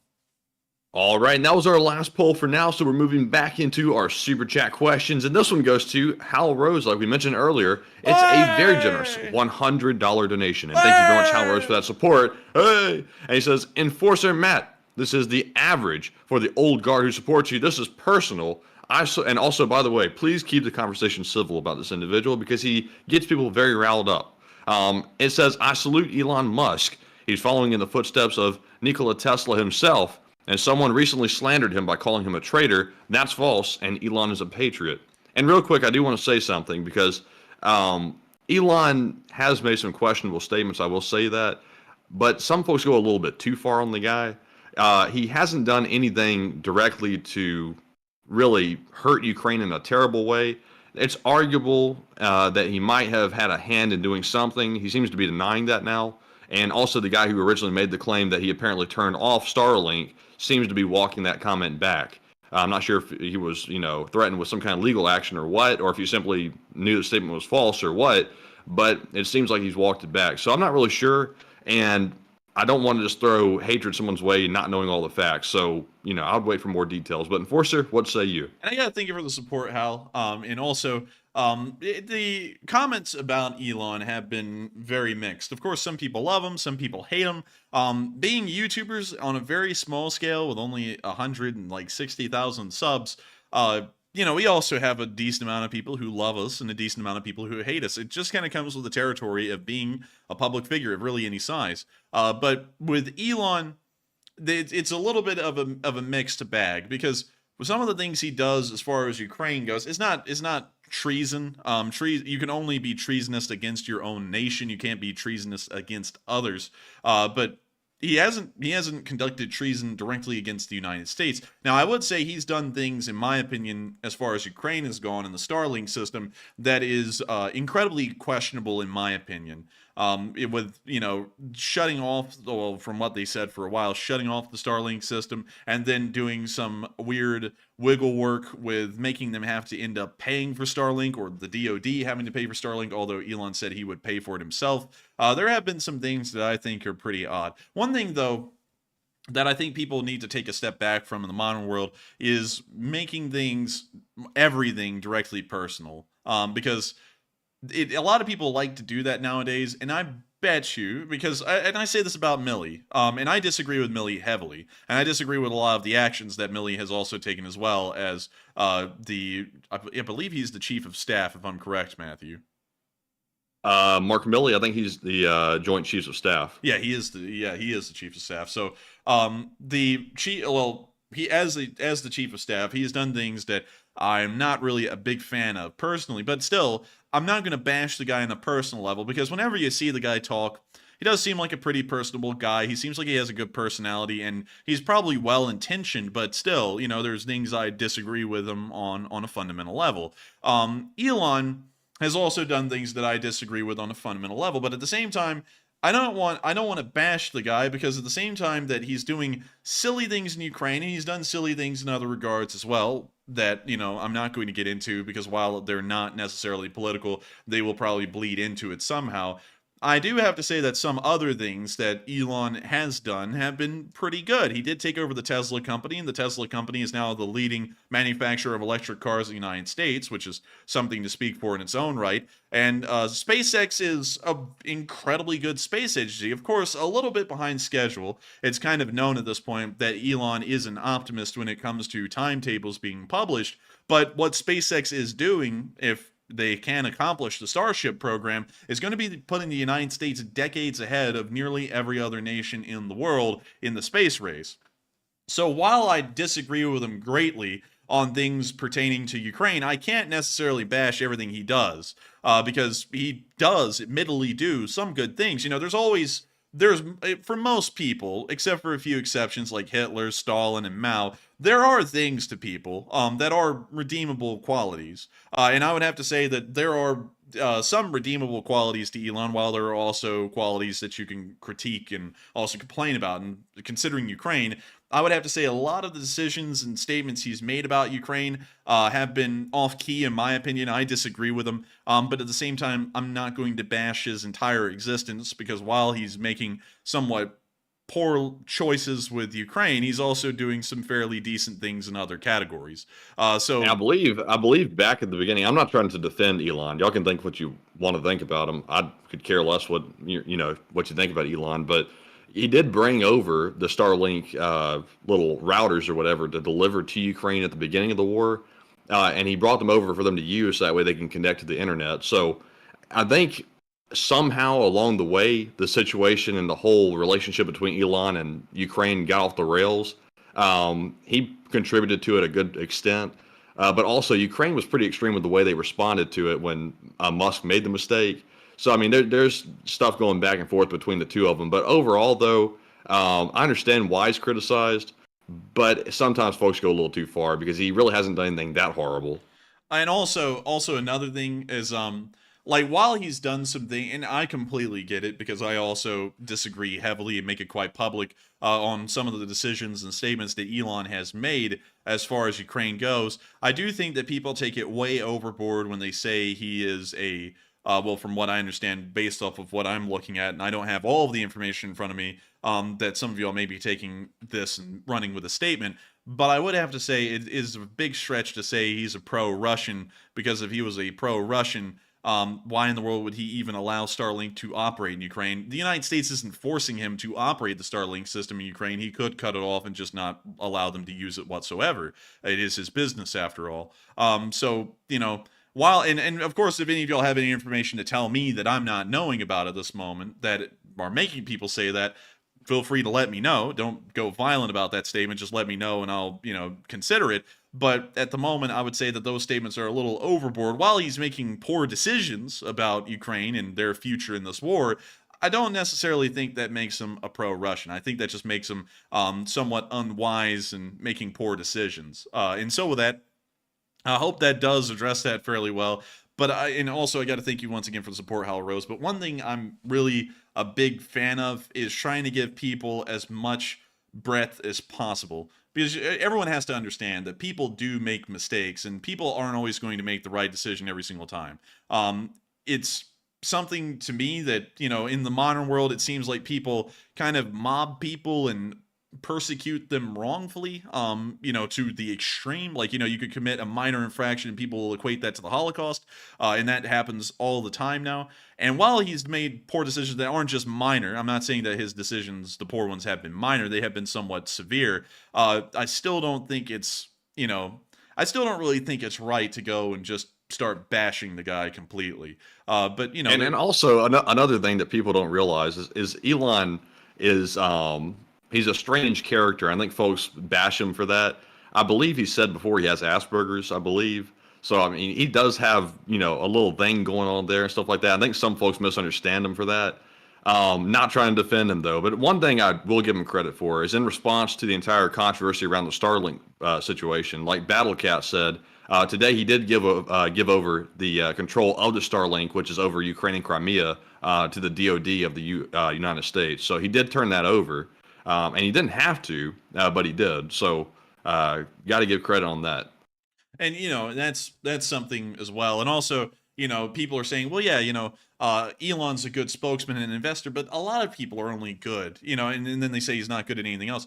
And yeah, that's pretty much true. But most people are only good at one thing. You know, I'm kind of really good at this, at least in my opinion. I think I'm pretty good at reporting the news and knowing what's going on around the world. But if you ask me about math, I'm going to have no damn idea. Like, you know, I will admit I'm terrible in some aspects. Just I will never succeed in them. But I'm pretty good or great in others. And that's just kind of a part of life. So I don't really feel like bashing people for that. I mean, you know, people ought to know their lane a little bit. Like I know mine. I know I would not be a good nuclear physicist. I know that for sure. But at the same time, I don't really want to go out of the way to bash folks. Like Millie, for example. Like, I disagree with Millie greatly. He's probably the best example I can choose for this. But at the same time, I'm not going to attack his personal character just because I disagree with him.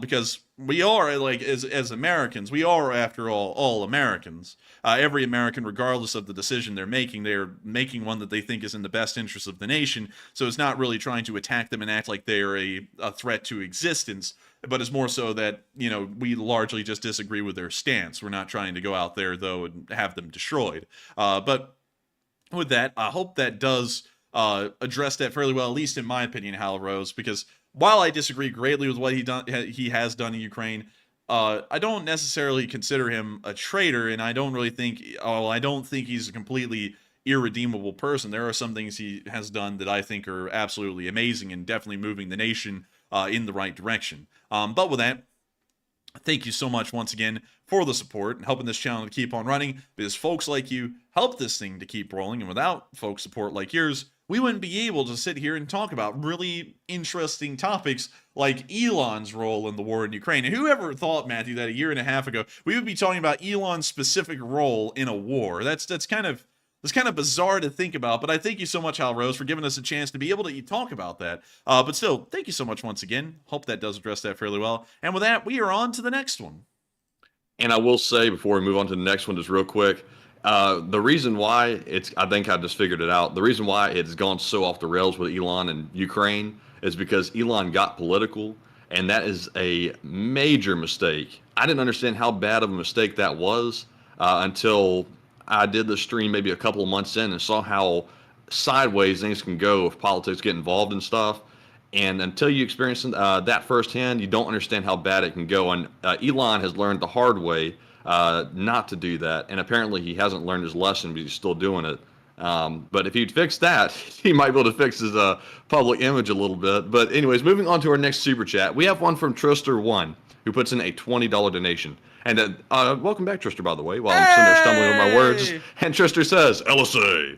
And long live the LSA, and thank you so much for the support, Trister, and welcome back. It's been legend after legend tonight, and I gotta thank all of y'all so much for supporting the channel, because y'all are helping us to make this possible. And so thank you so much once again, and thank you, Trister, for having an eye out for the Lee Spring Army, and helping us to make it possible for the Lee Spring Army headquarters to continue to function. And so with that, thank you so much once again for support. And before we move on to the next one, I'm going to use your super chat for a moment to circle back and tell everyone a wise rule. Of course, I'm not wise on everything. You know, I'm only 21 years old, so I can't be all-knowing. But one thing I'll tell y'all is that a great rule to go by in life that nobody really follows anymore is to be benevolent in politics.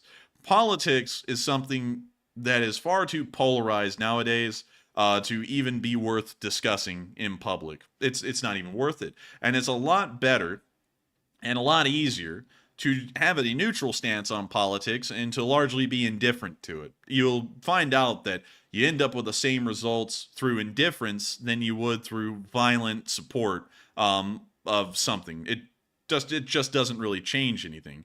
In the modern world has moved so much into politics as being just a daily staple of everything. You can't go and watch sports without politics being involved. You can't watch shows without politics being involved. And I'm not talking about a single strain of politics. I'm talking about politics in general, whether it be leaning in one direction or the other. You can't escape it nowadays. And after a while, I started to realize that really none of that mattered at all. And you could largely just have a pretty neutral stance on everything, and it ends up about the same. You know, you don't have to worry about, you know, like fighting everyone and killing each other over political differences, because it just doesn't really mean much. So, you know, being politically benevolent is a whole lot better. And also, it doesn't bind you down to points or ideas that you're not even really a big fan of. Because, of course, a lot of people can admit that while they may support one group or another, sometimes that group is pushing things that you don't necessarily agree with, but you side with them and push those ideas as well,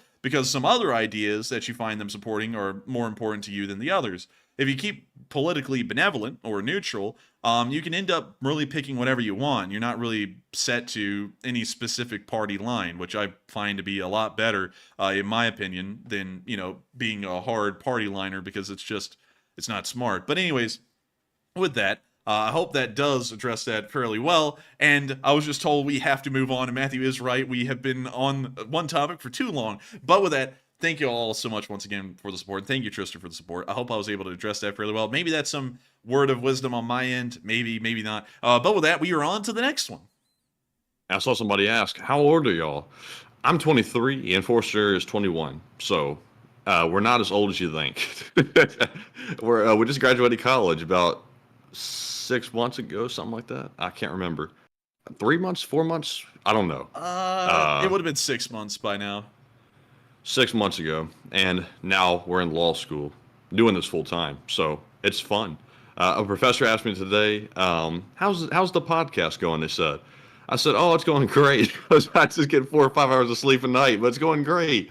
And they're like, oh, wow. Everybody in the class was shocked. They're like, what? I was like, yeah, I'm basically working a full-time job in addition to law school. Everybody was baffled by that. Dude, I've just gotten used to it at this point. Everyone's baffled by that at law school. I've had professors ask me, how in the world do you even, how in the world are you even here right now? And I'm like, just sheer willpower. Like, I always think this is normal until I tell someone that I get 4 hours of sleep, like you did today, Matthew. And then everyone looks at you like you climb Mount Everest or something. They're like, how in the hell are you even doing this? And it's like, I really don't even know. It's like, I don't really know. I'm just kind of when I show up to law school looking like a zombie, it's like I'm operating off 5 hours of sleep, so gotta get some slack. Yeah, true. But with that, I hope we kind of cover that well. I don't even know why in the world I'm saying that, because that was just kind of a conversation in between you and me. But with that, we are on to the next one. All right, and up next we have a $20 donation from Kay. and said they said my tag is K, and I approve of this channel. And thank you very much. And thank you so much for the support and helping the channel to keep on running. Okay. And thank you so much for approving of this channel, okay? Because your support, Kay, helps us to keep this channel running, Kay. And so, thank you so much once again, Kay, for the support. And thank you for being one of our Canadian viewers as well. And so with that, thank you so much once again. And we are on to the next one.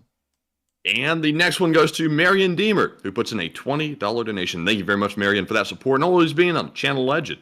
And Marion said, imagine, just imagine, if Putler, Kim, and the Orange ruled the world. Slav Ukraine. And Slav Ukraine. And I can't make a comment on one of them because that would be inherently political.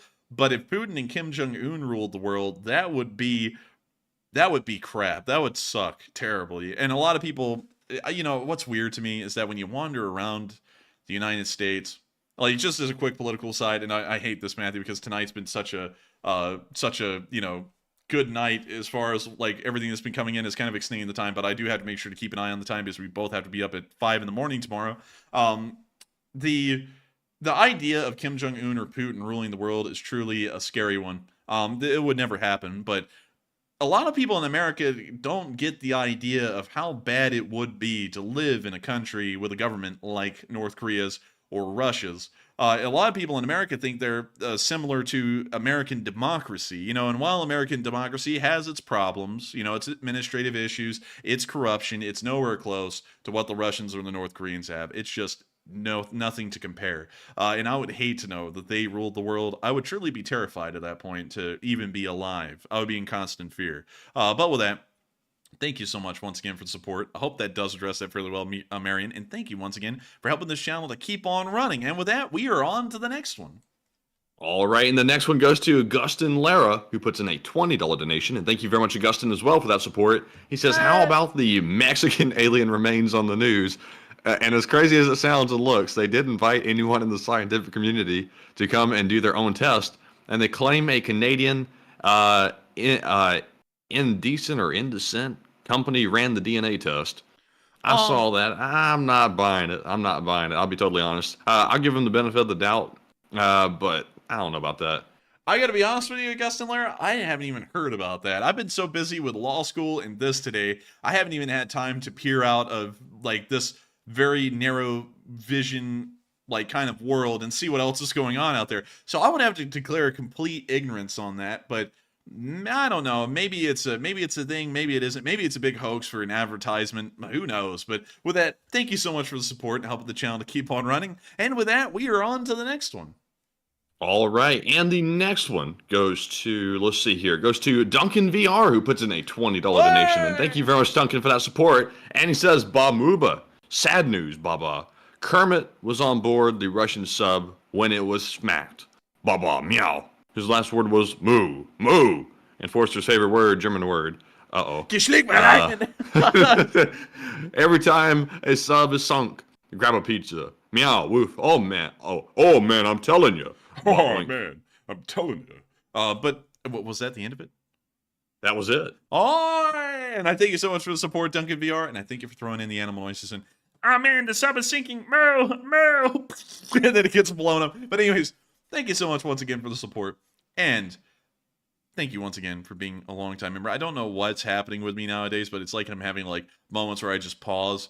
Hell, I feel like I'm becoming an American politician, dagnabbit. But still, thank you so much once again for the support and helping this channel to keep on running. Because folks like you make this thing possible and help us to keep this thing running. And so with that, thank you so much once again. I hope that does address that fairly well. And with that, we are on to the next one. And the next one is a $13.37 donation from Jack Ray, who says, Russian Blyat Sea Fleet. Man, Blyat, suka, Blyat, who left the submarine out of the water, Blyat? I did. Why?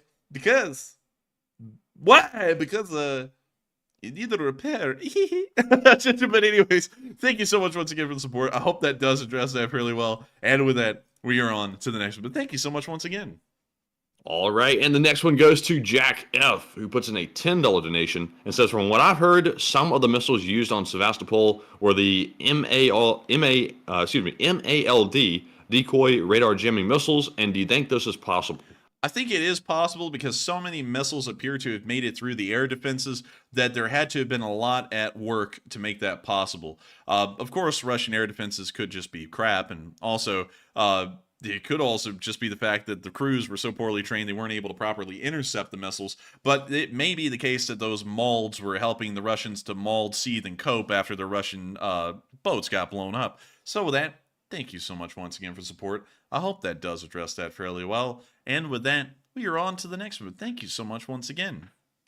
And the next one goes to Ari Soini, who puts in a 10 and says, here's $10 to match the scrap value of the Kilo class sub destroyed for your pizza fund from Kiwi, Trish, and Finn. Take a live chat question, please. Hey, thank you so much for the support from a Kiwi Finn. And also, that's so cool. That's like one of the coolest things. Kiwi, Trish, and Finn.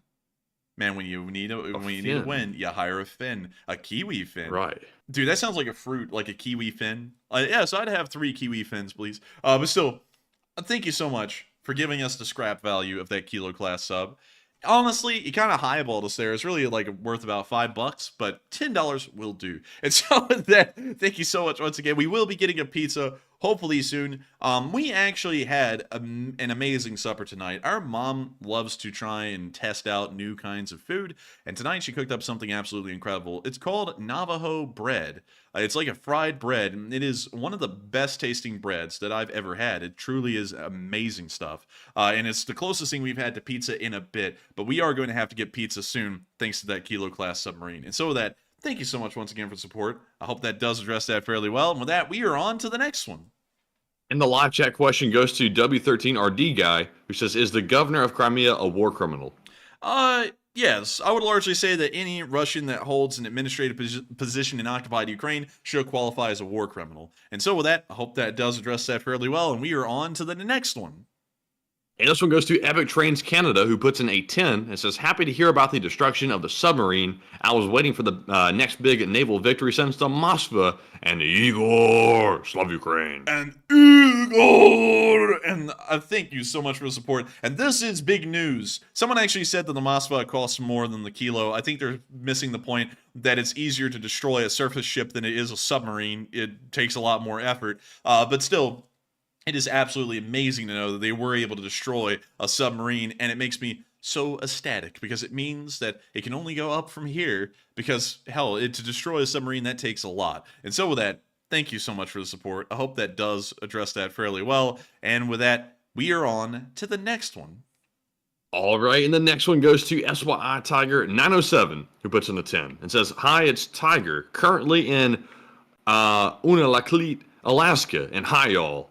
And hi, I'm Paul. I don't know why I had to do that, man. You know that thing from Jimmy Neutron, like the intro, I go, hi, I'm Paul. I don't know why. But anyways, moving on into Alaska. What's the name of that town again, Matthew? Unalakleet. Alakanuk? Anakala. No, it ain't that. How do you spell it? Una, UNALAKLEET.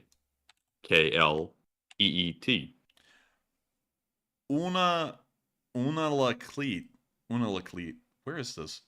It's here. Oh my goodness, that's such a small town. Look at that. Like, the airport's bigger than the town itself. Damn, do they have a street view? They do. They have a street view. You're there right now? Man, I'm here in the middle of Unalakleet. Man, dang, this is like this is the type one of those type places where you have to have like all the supplies flown in, don't you? I think it is. But you know what it really reminds me of, Matthew?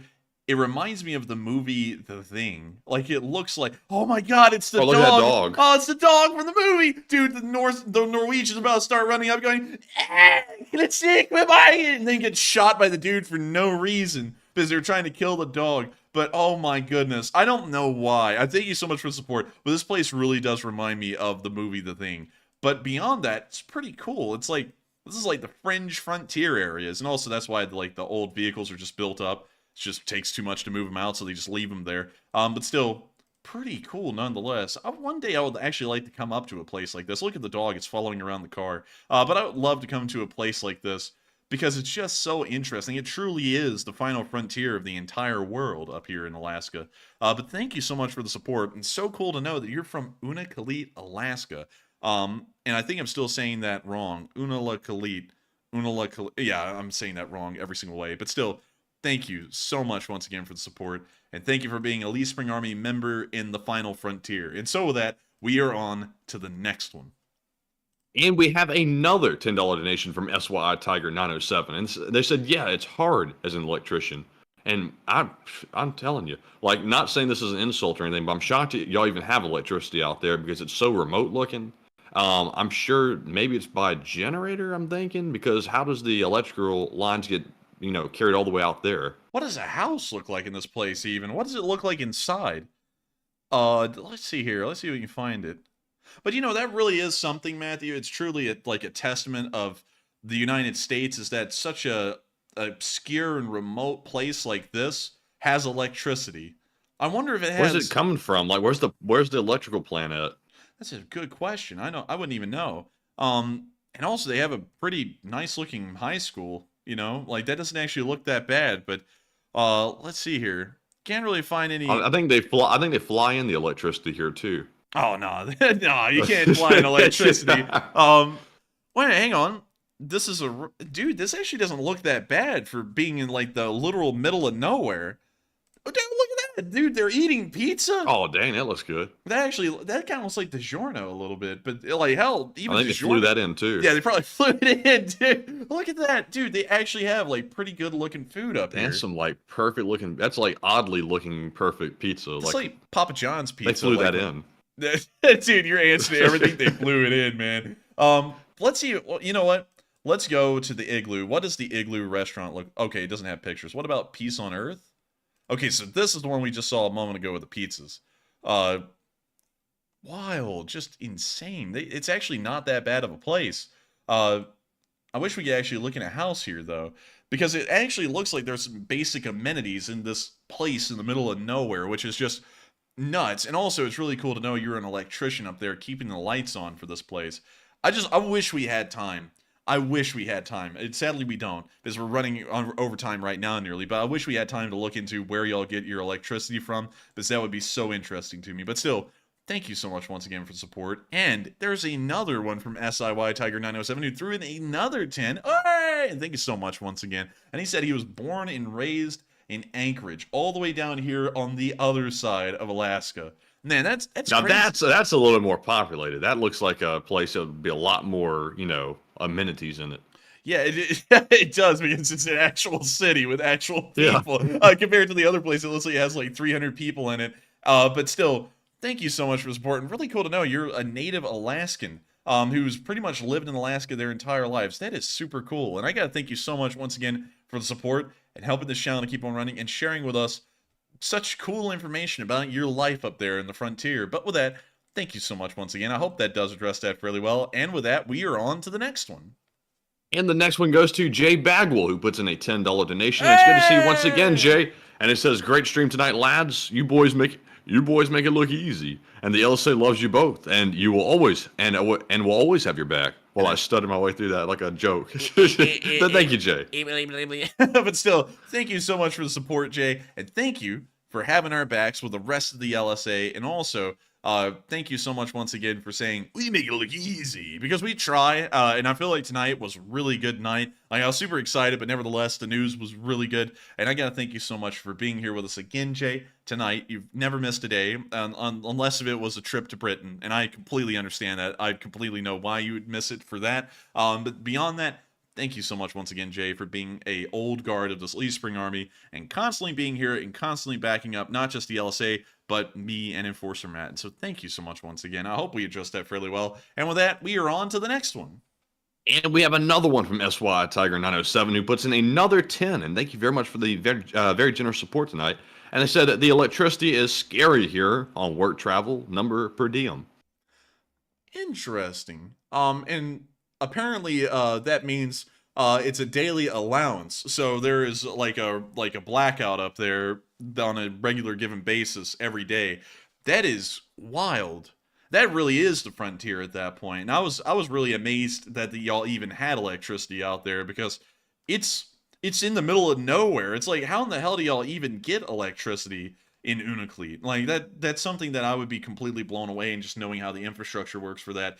But thank you for sharing that, because that adds so much more intrigue to this. Honestly, Matthew, this would be a cool place to go and make a video. Like, what does the Alaskan frontier really look like today? Like, that would be a cool video premise. I think those guys off those crab boats already took that idea.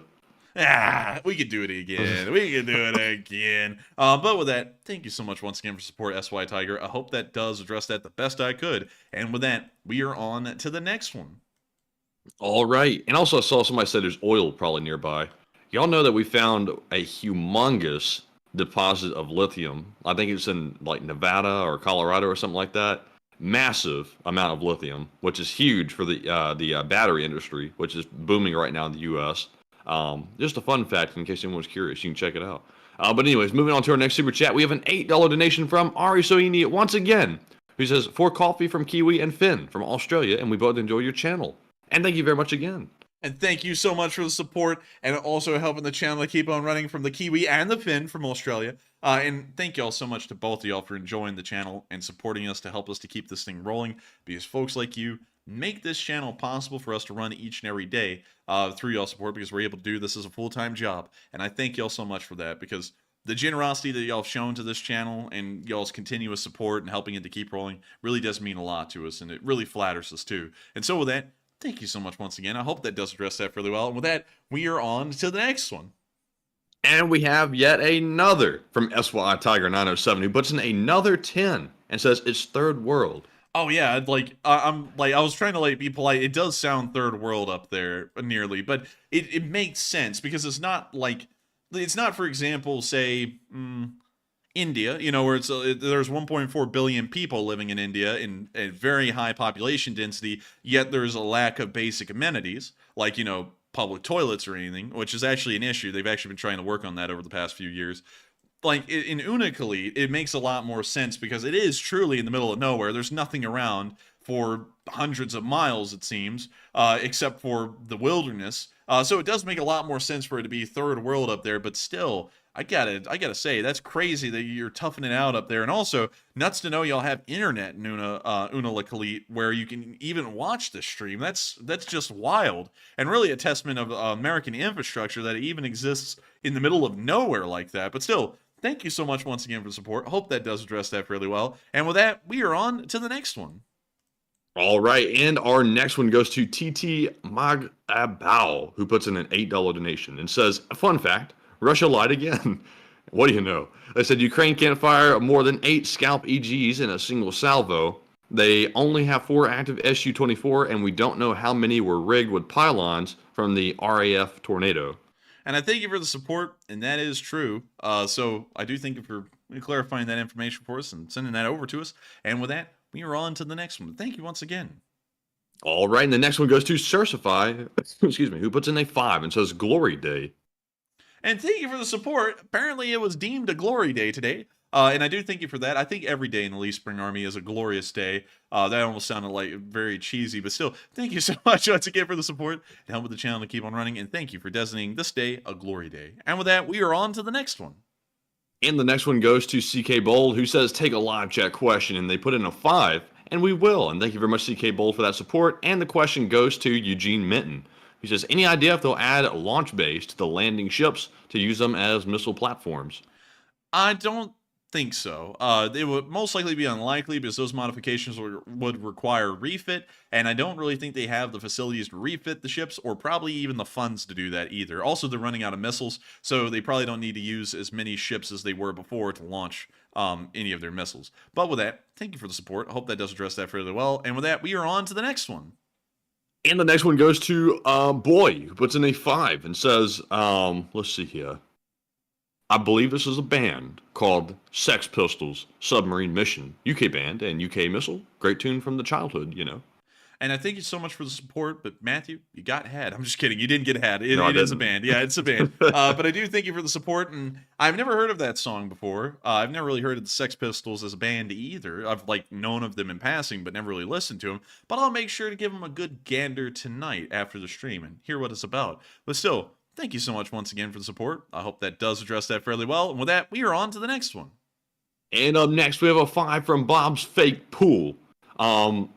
And Bob, get you a real pool. They have, you know, those above ground pools. But anyways, Bob says PPP fund, pineapple pepperoni pizza from Compound. Oh, Compound David, that's who that is. Hey, Compound David, he's back too tonight. Hey, Oh, what do you know? dude, that's great. And also, thank you so much for the support, and thank you for the PPP. He said PP. But thank you so much for the PPP fund and helping this channel to keep on running. We will make sure to have pineapple pizza and the third P, which for some reason I can't remember. But thank you so much once again. And with that, we are on to the next one. All right, and the next one goes to Americano Ranger, who puts in a 5 and says 3 more days. Americano Ranger is always tuned. I moved from the Bronx, New York, to LA. 3 hours different, but late at night. I'm always watching or listening to LSA. Hey, and I thank you so much for the support. And really cool to hear that you moved from the Bronx. Bronx has got a reputation, from what I hear. Well, every suburb of New York has a reputation. What the hell am I talking about? But really crazy. You moved all the way from New York to LA. That's like the literal two opposite ends of the country. But still, I hope you're having fun over there in LA. And also, thank you so much for continuing to watch this channel and support us to help us to keep this thing rolling, Americano Ranger. And so with that, and also, by the way, I think you're really close to where Jesus UCSB is right now. Maybe there could be like an LSA meetup. But with that, thank you so much once again for the support. I hope that does address that fairly well. And with that, we are on to the next one. And the next one goes to Psyops, who puts in a 5 and says, it's important to remember screen doors on subs are not a good idea. Trust me. It might be nice to have a breeze, but man, never again. And I would have to agree with you. The vented windows on the subs, or the vented doors even, like the screen doors, so it's not a smart idea. It ends up being a little too open. And so with that, thank you so much for the support. I hope that does address that fairly well. And with that, we are on to the next one. And the next one goes to Neil Vizanot, who puts in a 5 and says, OMG, you guys need to watch Troy. That's where the Achilles shout came from. And I thank you for the support. I will try and watch Troy. And Achilles! With that, thank you so much once again. And we are on to the next one. And the next one goes to the B93, who puts in a 5 and says, for the healthy Southern breakfast fun, it seems that some people don't understand why strikes occur at the break of dawn. History lesson, please. Oh, man.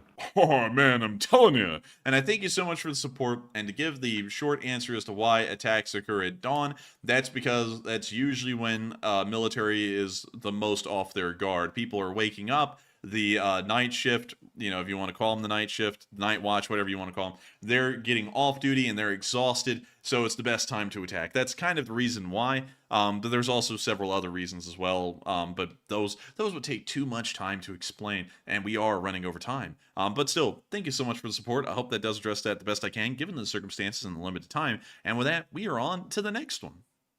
And up next, shout out to Vlad Lozo 111111, who puts in a 3, as well as Lewis Brown, who puts in a 2, and says, smash that damn like, LSA, and smash it. Smashing! Thank you so much to both of y'all for the support, and make sure to hit the like button. It does help us out in the algorithms. And so with that, we are on to the next one. And up next, we have a 4 from Barry Badrinth, who says, breaking news, boom. I would say that I would agree. But with that, thank you so much once again for the support, and that is quite breaking. And with that, we are on to the next. But thank you once again. And there has been a second explosion, I'm told. No pun intended. But apparently there's a second explosion in Crimea, but I don't know all the details about it. But I will be reposting it on Twitter when I find some more information out about it. So looks like Ukraine is on the move once again. But we have one more super chat. This one goes to Annette Burns, who puts in a 5 and says, y'all gotta quit keeping me up so late. Always look forward to your live streams and lots of exciting news today. And I thank you so much for the support, Annette. We are trying to not keep people up as late as we once did. Our shows used to be 3.5 hours long. We've now gotten them down to around 2.5 hours long, and hopefully we can keep them that way. And so with that, thank you so much once again for the support. I hope that does address that fairly well, Annette, and thank you for being an old guard in the Lee Spring Army. With that, we are going to be moving on into the live chat questions. We're, of course, going to address the Morse code, and sadly, due to time constraints, we'll only be able to address 3 live chats after that. And so with that, what do we got for the Morse code, Matthew? And the Morse code tonight was solved by Cliff Simonson, Mark Hodges, Earl Bernew, and Paul Schultz in Tight Lines LSO. They said, hi, LSAers, and tonight's Morse code cipher is, Russia just lost their first submarine to a nation without a navy. Slava Ukraine. And And that's the sound of money, and y'all got that dead on the nail. Y'all just hit the jackpot. That is the Morse code message, and I have to congratulate y'all so much once again for getting that message correct on the 566th day. And so with that, we are on to the next one. And the next one goes to AF Kaplan, who says, any further information on what's going on with Kadyrov? And there were hints about him in last night's stream. There is news that he's apparently like on some kind of a drug bender and they put him into like rehab or something. But we don't really know much about it. It's just that, you know, he's doing whatever the hell Kadyrov does. He's not dead though. And honestly, I'm going to kind of avoid covering any of that news about him until he's dead, if he does die. And so with that, I hope that does address that fairly well. We are on to the second to last question of the night.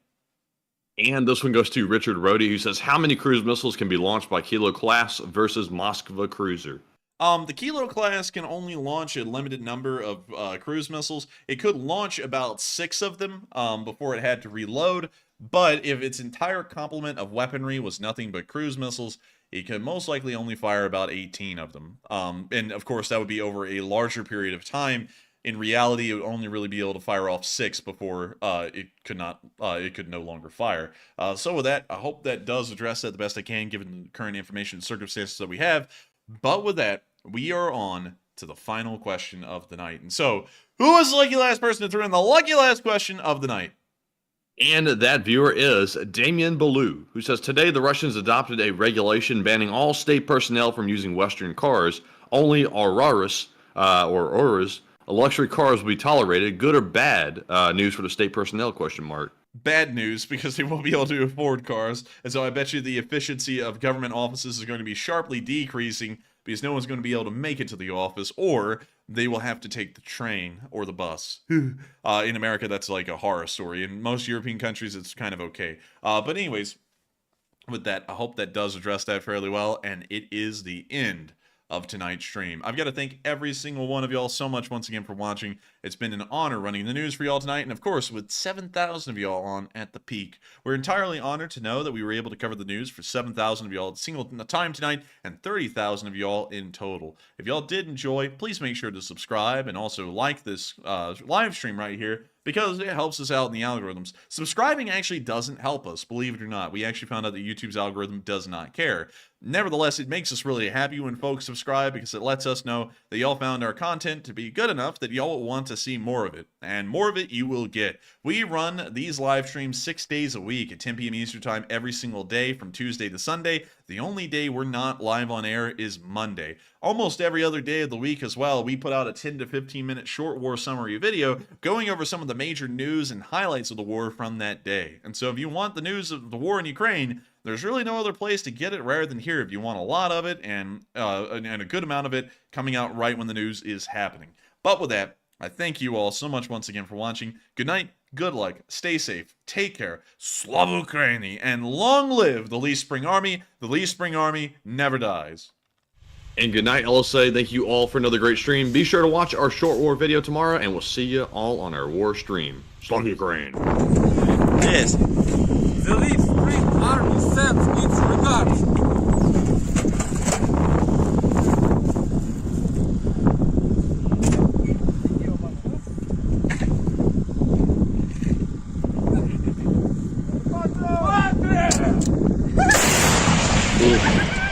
Русский военный корабль. Предлагаю сложить оружие и сдаться. Русский военный корабль, иди нахуй.